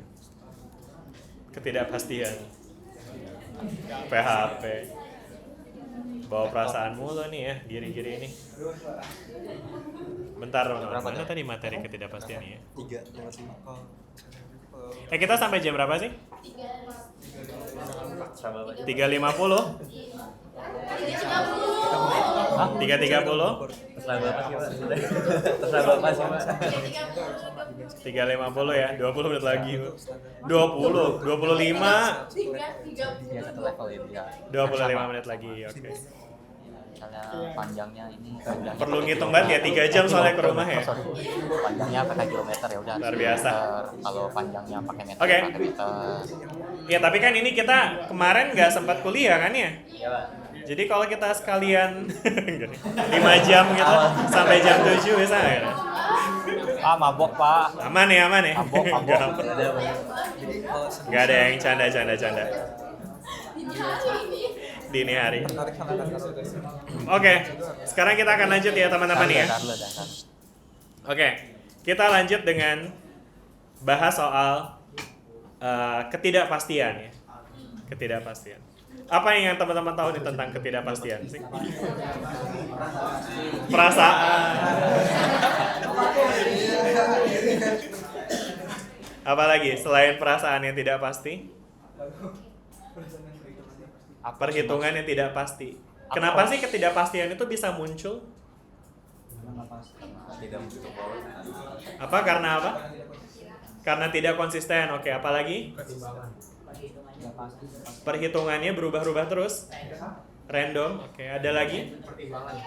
Perkiraan. Maksudnya gimana tuh perkiraan? Aproksimasi. Iya kan aproksimasi, Pak. Iya. Jadi betul tuh teman-teman. Itu kayaknya kata yang paling bagus untuk menggambarkan ketidakpastian itu adalah karena adanya perkiraan atau mengira-ngira gitu ya. Maksudnya mengira-ngira gimana? Jadi sebenarnya mengira-ngira itu karena ada sesuatu yang tidak pasti ya nggak sih? Kayak misalnya kalian suka sama cowok gitu ya kan, dia suka baik sama kita gitu kan, kita ngira-ngira dia suka nggak sih sama gue gitu ya. Tapi kok dia baik ke semua orang gitu ya nggak sih? Ada yang pernah ngira-ngira kayak gitu? Enggak ya, aman ya. Semua cewek sini mah tegar semua kayaknya. Yang cowok apa mungkin kayak gitu nih? Kok kalau chat balasnya cepet gitu ya kan nih? Jadi ngira-ngira ya. Jadi artinya mengira-ngira atau perkiraan itu sebenarnya adalah hasil dari ketidakpastian. Jadi karena adanya ketidakpastian maka kita timbul keraguan.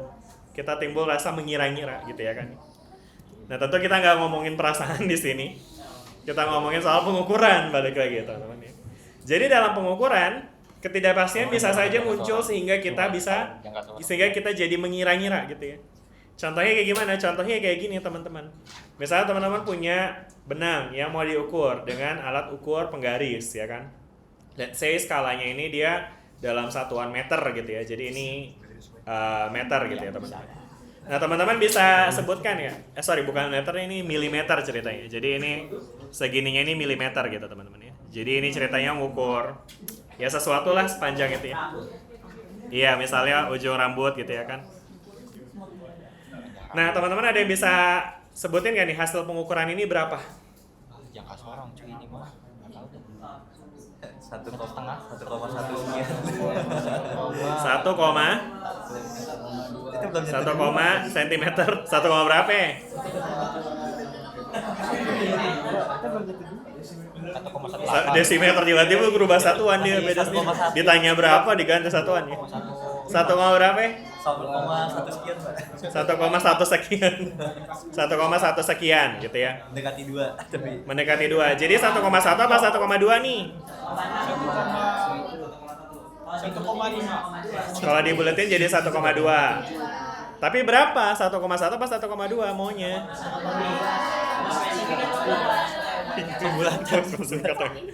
Ya kita voting aja lah, biar voting aja lah. Yang bilang 1,1 coba angkat tangan.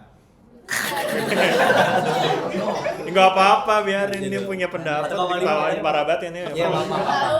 Enggak. Yang bilang 1,2 angkat tangan. Oke. Yang bilang bukan 1,1 atau 1,2 angkat tangan. Yang bilang bukan. Absen.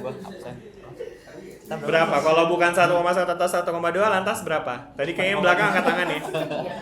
Kalau bukan 1,1 atau 1,2 lantas berapa yang di belakang? Tadi angkat tangan. Siapa tadi? Faris ya? Firas. Sorry. Dewan. Ntar apa? Firas, gimana Firas? Kenapa bukan 1,1 atau 1,2 Firas? 1,2 Pak. Oh 1,2. Oh iya, siap. Ya berarti yang beda sendiri ini aja Neo ya. Neo mungkin tadi kenapa 1,1 nih Neo? Kenapa? Kalau dilihat belum sampai 1,2, makanya 1,1. Oke, jadi berdasarkan penglihatan karena belum sampai 1,2 makanya jadi 1,1 ya kan. Tapi kalau dilihat juga sebenarnya kan udah lebih dari 1,1 ya. Jadi kira-kira 1,1 enggak nih? Di antara 1,1 sampai 1,2. Udah pasti lebih dari 1,1 tapi kurang dari X lebih 1,2. Gak gitu dong. Nah, ini teman-teman intinya. Inti dari materi ketidakpastian ini. Jadi kita jadi ngira-ngira kan ini sebenarnya berapa sih? Apa 1,17? Apa 1,16 ya kan? Nggak pasti kan jadinya ya. Nah, ini yang disebut dengan ketidakpastian teman-teman ya. Oke. Jadi, halo. Teman-teman bakal bisa melihat bahwa balik lagi ya, esensi kita belajar ini adalah karena fisika itu melibatkan pengukuran ya kan. Dan pengukuran yang kita lakukan itu harus mampu untuk assessing ketidakpastiannya gitu ya. Seberapa tidak pasti pengukuran itu dilakukan gitu ya. Nah, jadi kalau case-nya kayak gini sebenarnya nanti teman-teman bakal bisa ngebuletin ya ke 1,2. Meskipun kita nggak boleh untuk bilang 1,2 aja. Karena jelas-jelas kayak tadi Neo bilang ini belum nyampe 1,2 gitu ya kan. Nah, maka ada cara dalam fisika untuk menyatakan bahwa pengukuran tersebut tidak pasti ya kan ya. Yaitu menggunakan apa? Ada yang tahu? Jangka sorong. Jangka sorong. Nggak menyatakan hasil pengukuran, saya bukan menggunakan alat lain, itu beda perkara lain. Bener sih, itu jadi lebih detail lagi ya kan. Nah, tapi maksudnya untuk menyatakan nih, kan tadi ya, ini kita nggak, ini ya halo teman-teman nih. Jadi kesimpulan dari pembelajaran di sini adalah kita nggak boleh, haram hukumnya untuk menyatakan hasil pengukuran ini dengan 1,1 karena udah pasti lebih, atau 1,2 juga nggak boleh karena pasti kurang. Nah, maka jadi ada cara untuk menyatakan hasil pengukuran ini. Gimana caranya? Pakai tanda tambah kurang, betul teman-teman ya. Nah, itu yang kemudian disebut dengan si errornya ya.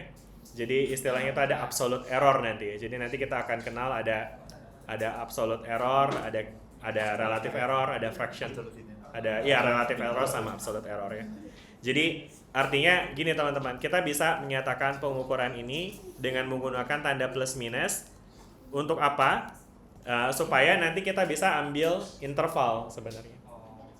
Jadi karena pengukurannya hasilnya ada di sini, maka kita boleh nih menyatakan bahwa pengukurannya ini hasilnya itu bisa kita nyatakan dia tuh di antara gitu teman-teman, di antara berapa nih? 1,1 atau 1,3 ini kalau kita ngelihat dari sini ya. Bisa dibayangin nggak? Nah, jadi karena dia antara 1,1 sampai 1,3 ya kan? Berarti kita bisa pertama ambil tengahnya nih ya kan? Tengahnya berapa tuh? 1,2. Nah, terus kalau kita nyatakan dengan plus minusnya tuh 0,1. Yang artinya kalau dia ditambah jadinya 1,3, kalau dikurang jadinya 1,1 gitu teman-teman. Bisa dipahami sampai sini dengan konsep ketidakpastian dan juga error gitu ya.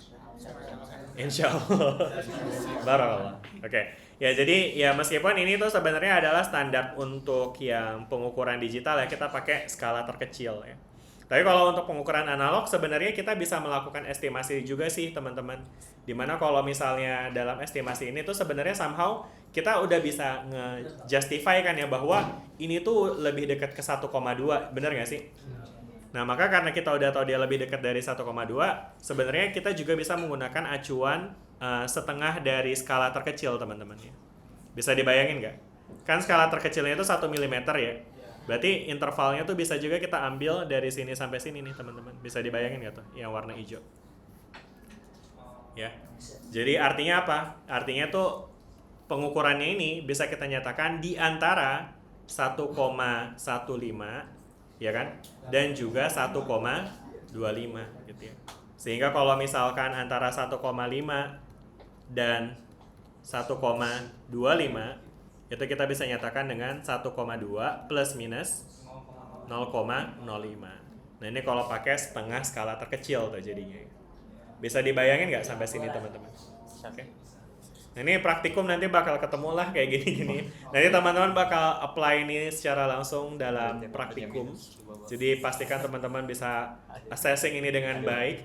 Karena again, lagi-lagi ya, dalam fisika, teori yang kita buat itu tergantung sama pengukuran yang kita lakukan ya. Maka ketika pengukuran kita memang nggak certain gitu ya, kita harus nyatakan tuh uncertainty-nya seberapa gitu ya. Sehingga kita juga nanti bisa menyimpulkan bahwa hasil pengukuran kita ini udah yakin belum sih segini, seberapa yakin kayak gitu. Bisa dibayangin nggak sih teman-teman?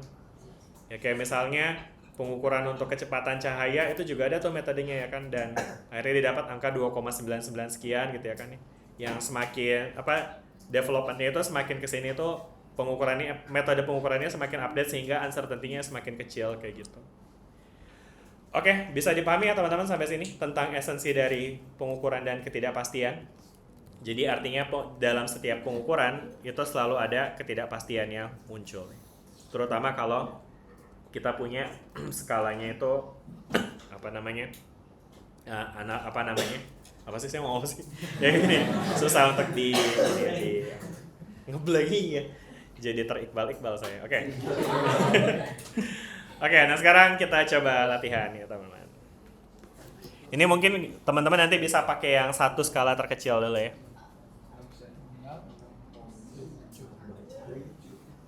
Kelihatan nggak sih? Sampai maju-maju amat, saya zoom aja. Santai ya. Adik kalau perlu maju ke depan silakan aja ya teman-teman. 6,1 lu minus kasih. Bunyinya tengah kan? 6,2 ya. 6,2 ya. Iya, udah dapat. Siapa yang udah dapat? Wah, Rehan sampai berdiri loh. Enggak kelihatan. Iya, siap. Kalau 6,2. Bentar dulu, masih kelihatan yang lain masih pada melihat-lihat. 6,2. Oke, ada ya. Saya hitung mundur ya. 3, 2. Baru difoto nih sama Rehan. 3, 2, 1. Oke, ada yang mau menyampaikan? Oke, Neo silakan. Neo berapa? Yang B? Berapa? 6,1 plus minus 0,1. Oke, sip. Ada yang sama dengan Neo? Jawabannya B? Semua sama? Sama, Iqbal sama. Iya, tadi siapa yang ngomong iya? Jangan jawab. Oke, sama juga. Siapa namanya? Tiara tadi ya? Oke. Yang lain?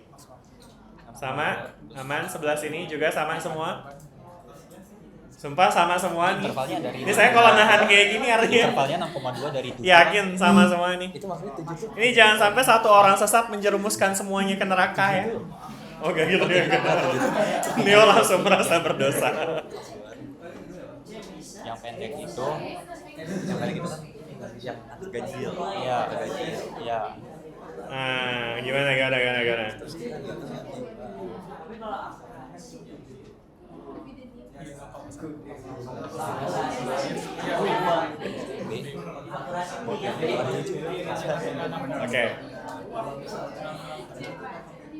Oke.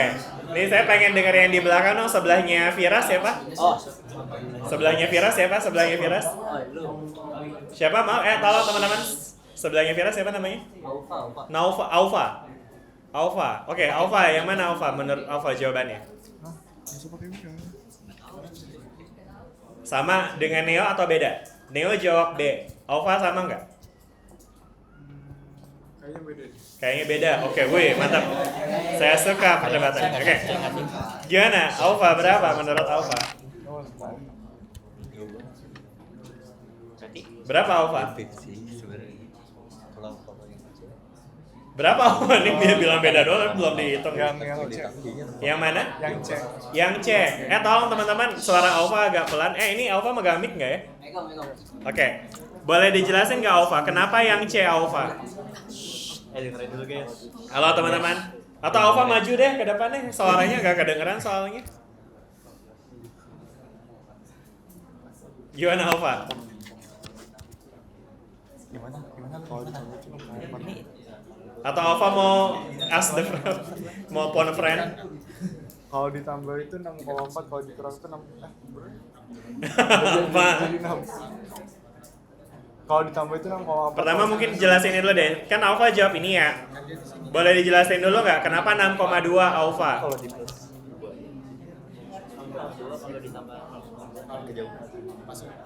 Oh, 6,2 kalau ditambah sama 0,2 itu jadi 6,4. Oke, kenapa 6,2? Karena kalau ditambah jadi 6,4, kalau dikurangi jadi 6. Yang kalau ditambah sama 0,2. Enggak, mungkin pertanyaan saya ini dulu. Kenapa 6,2? Dari mana Alfa 6,2? Di sini kan Neo 6,1 bilangnya nih. Kamu 6,2. Gimana tuh? 6,1 apa 6,2 nih? Oke, yaudah Alfa skip dulu deh. Oke, boleh. Silakan nih kayak belum ngomong ya. Boleh, silakan sebelahnya ini. Interval. Boleh mic-nya dikasih dulu. Mana mic? Intervalnya tuh sebenarnya 6. Mikrofonnya halo mic-nya mana ini? Udah dipegang belum sih? Wah, disimpan sama Dafu mic-nya. Ini nih tadi mau jawab. Sorry. Oke.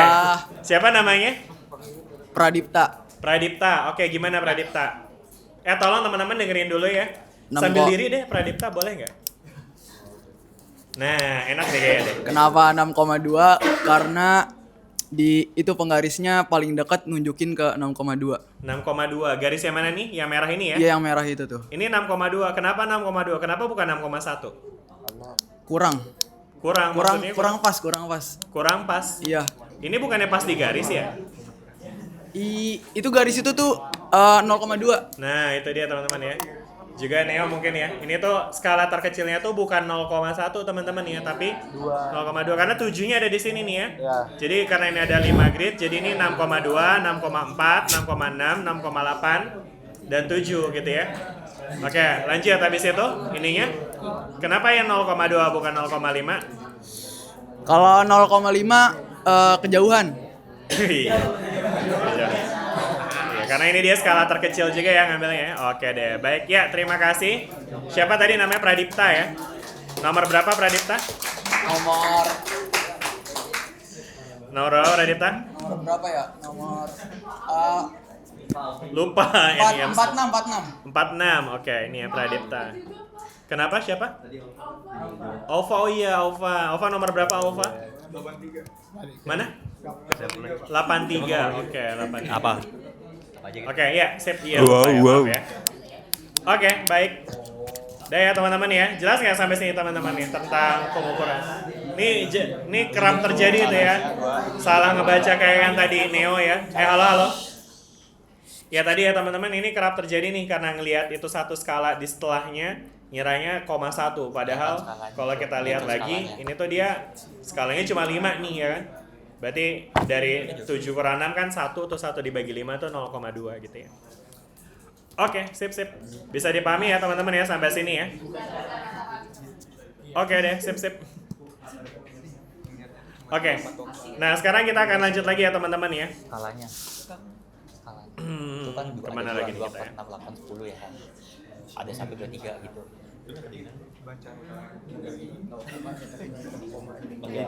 Ya betul ya 6 komanya.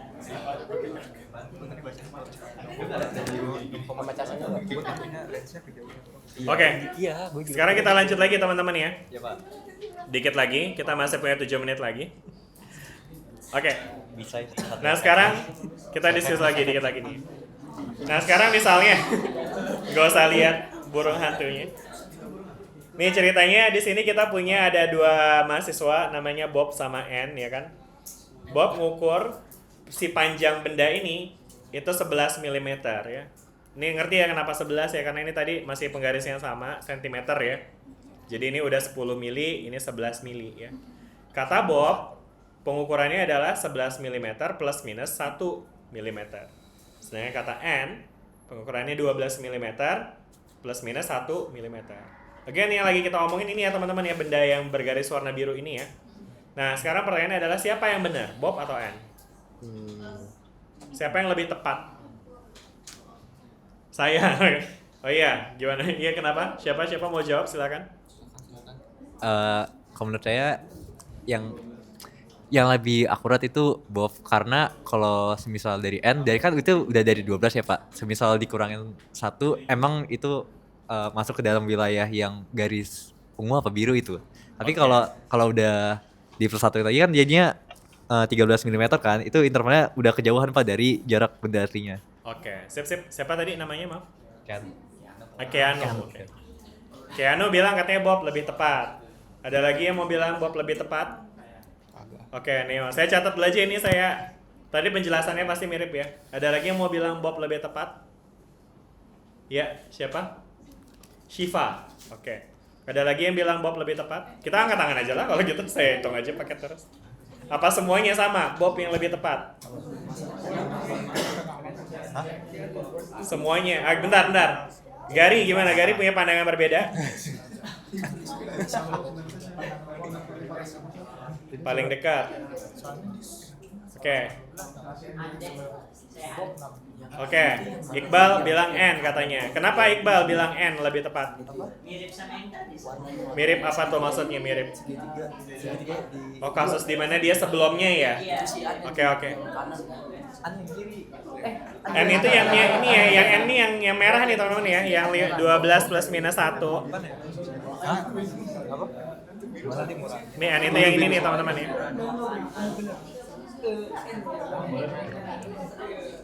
Enggak sih.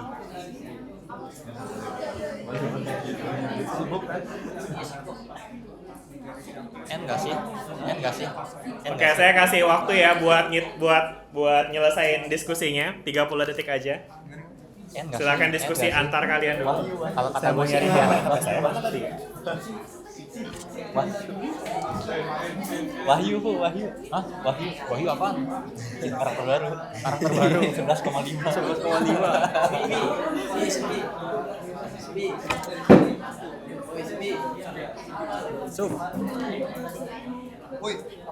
Oke, waktunya habis untuk diskusi ya. Udah ya, cukup ya. Udah sekarang voting aja deh ya. Siapa yang bilang Bob benar? Angkat tangan. Aku. Iya lah. Berapa orang? 1, 2, 3, 4, 5, 6, 7, 8, 9, 10, 11, 12, 13, 14, 15, 16. Oke. 16. Yang bilang N benar angkat tangan. 1, 2, 3, 1, 2, 3, 4, 5, 6, 7, 8. 8. Ini juga N juga. Oh enggak, Bob. Oke, gue sampai kesel Neo ya. Kalau berkhianat gitu. Oke. Ya, jadi siapa yang benar? Jawabannya adalah nggak ada yang benar. Siapa yang bilang nggak ada yang benar tadi? Jawabannya adalah teman-teman, jeng. Both are absolutely correct teman-teman. Dua-duanya benar. Oh iya, absolut sih. Maksudnya jangan nyalain. Kenapa teman-teman? Karena halo balik lagi ya. Ini fokus bentar lagi selesai kita. 3 menit lagi please. Jadi teman-teman bisa lihat ya, ketika pengukurannya ada di sini, maka statementnya Bob itu sebenarnya covering dari sini sampai sini ya kan ya. Dari 10 sampai 12. Ya enggak? Statementnya N dia udah covering dari 11 sampai 13 ya kan. Sedangkan ini kan ada in between ini kan, in between 12 sampai 13 kan. Jadi ya dua-duanya benar, boleh-boleh aja ya. Jadi berbeda dalam pengukuran bukan berarti salah satu dari mereka salah gitu. Itulah relativitas dalam fisika teman-teman ya. Meskipun ini ilmu pasti ya, tapi emang ilmu fisika tuh nggak pasti amat gitu teman-teman. Maksudnya gini ya, karena emang istilahnya uncertainty atau ketidakpastian dalam pengukuran itu hal yang lumrah terjadi gitu ya. Dan itu yang harus kita acknowledge gitu ya. Jadi jangan teman-teman kayak merasa bahwa hasil pengukuran teman-teman yang paling benar gitu ya. Jadi bisa aja perbedaan terjadi ketika ada kasus kayak gini teman-teman. Udah jelas nggak sampai sini nih teman-teman? Ya. Nah ini namanya random error nih teman-teman ya. Maka ketika random error ini terjadi seperti ini ya, jadi itu bisa jadi terjadinya tuh gara-gara ini ya, due to the recorder itu artinya siapa yang ngebaca gitu ya. Karena bisa jadi setiap orang punya perspektif yang beda-beda. Mungkin mereka perspektifnya beda karena ngelihat menurut Bob mungkin kayak ini kayak deketan ke 11 deh gitu ya nggak sih? Sedangkan N mungkin bilang ini gimana deketan ke 12 tahu kayak gitu nggak sih? Bisa dibayangin ya. Dan itu itu kan subjektif ya. Meskipun kalau ini kita zoom sih sebenarnya lebih dekat ke 11 sih ya nggak sih? Tapi ya agak subjektif juga kan. Maksudnya apalagi kalau teman-teman ngukurin ya sesederhana pensil aja pakai penggaris kan ya. Itu kan bisa aja tiap orang beda-beda ngukurnya. Nah, maka random error ini teman-teman itu nanti harapannya bisa dicoba untuk dikurangi gitu ya kan. Nah, gimana cara ngurangin random error? Random error itu bisa dikurangi salah satunya dengan melakukan pengukuran berulang teman-teman. Bisa dipayangin nih teman-teman sampai sini nih. Gitu ya. Nah, terus habis itu terakhir apa lagi nih? Nih ya, jadi the way to minimize random error itu dengan take the same readings, same measurement, many readings gitu. Jadi dengan beberapa kali ukuran. Ini ada contoh error juga segala macam dan udahlah, kayaknya udah 15.30 ya. Jadi saya rasa mungkin kita cukup sampai sini dulu bahasannya tentang besaran, satuan, dan ketidakpastian. Lalu jangan beres-beres tas dulu. Semangat banget maupun. Kenapa? 15.50 ya? Yaudah gimana, mau nambah lagi dong? Jadi gini ya teman-teman, hitungannya tuh 3 SKS. Itu artinya 3 kali 50, saya jelasin dulu ya. 3 SKS itu artinya 3 kali 50 menit. Jadi totalnya sebenarnya harusnya 150 menit. Yang kalau kita konversi jadi jam jadinya 2,5 jam gitu. Jadi kalau kita mulainya dari jam 13.00, maka kita akan berakhir di 15.30 harusnya. Jadi udah benar kok ini. Kenapa di Siakat itu adanya 50? Karena emang dia tuh agak error sih sistemnya. Dia cuma bisa ngeblok 50 menit gitu. Makanya mungkin teman-teman ada perkuliahan 2 SKS ditulisnya sampai 15.50 misalnya. Itu aslinya 15.40 harusnya. Oke, gitu ya teman-teman nih. Happy nggak nih? Atau pengennya 20 menit? Tambahin lagi nih. Saya sih mau aja sih. Gas ya? Enggak deh, enggak. Deh, mungkin cukup sini dulu ya teman-teman ya. Nah, berikutnya. Kalau ini saya belum selesai, tolong duduk dulu. Enggak ya, gak ada yang diri juga. Oke, jadi berikutnya nanti akan ada PR yang akan saya berikan ke teman-teman untuk dikerjakan. PR-nya itu nanti akan ada di textbook Haliday Resnick. Jadi nanti dari textbook itu nanti akan ada chapter yang teman-teman bisa kerjakan terkait dengan measurement and uncertainties gitu ya. Bentar. Textbooknya itu ada di, nanti saya akan kirim juga deh linknya ya teman-teman untuk textbooknya. Sebenarnya saya juga berencana untuk bikin LMS-nya sih di Epsilon. Tapi teman-teman udah punya akses ke Epsilon belum ya? Udah ya. Udah ada mata kuliah lain yang pakai Epsilon juga? Kalkulus siapa dosennya? Bu Marisa ya? Oke deh. Oke, sip. Ya, jadi nanti ada di buku Haliday Resnick yang nanti akan saya taruh linknya juga di Epsilon. Itu ada problems di situ ya, di halaman berapa itu ya? Kalau nggak salah ini di halaman 8 sampai 12 deh. Apa 15 gitu. Ya nanti detailnya saya akan kasih tahu. Nah, nanti ada beberapa modul di dalamnya, ada modul 11, modul 12, 13 dan seterusnya.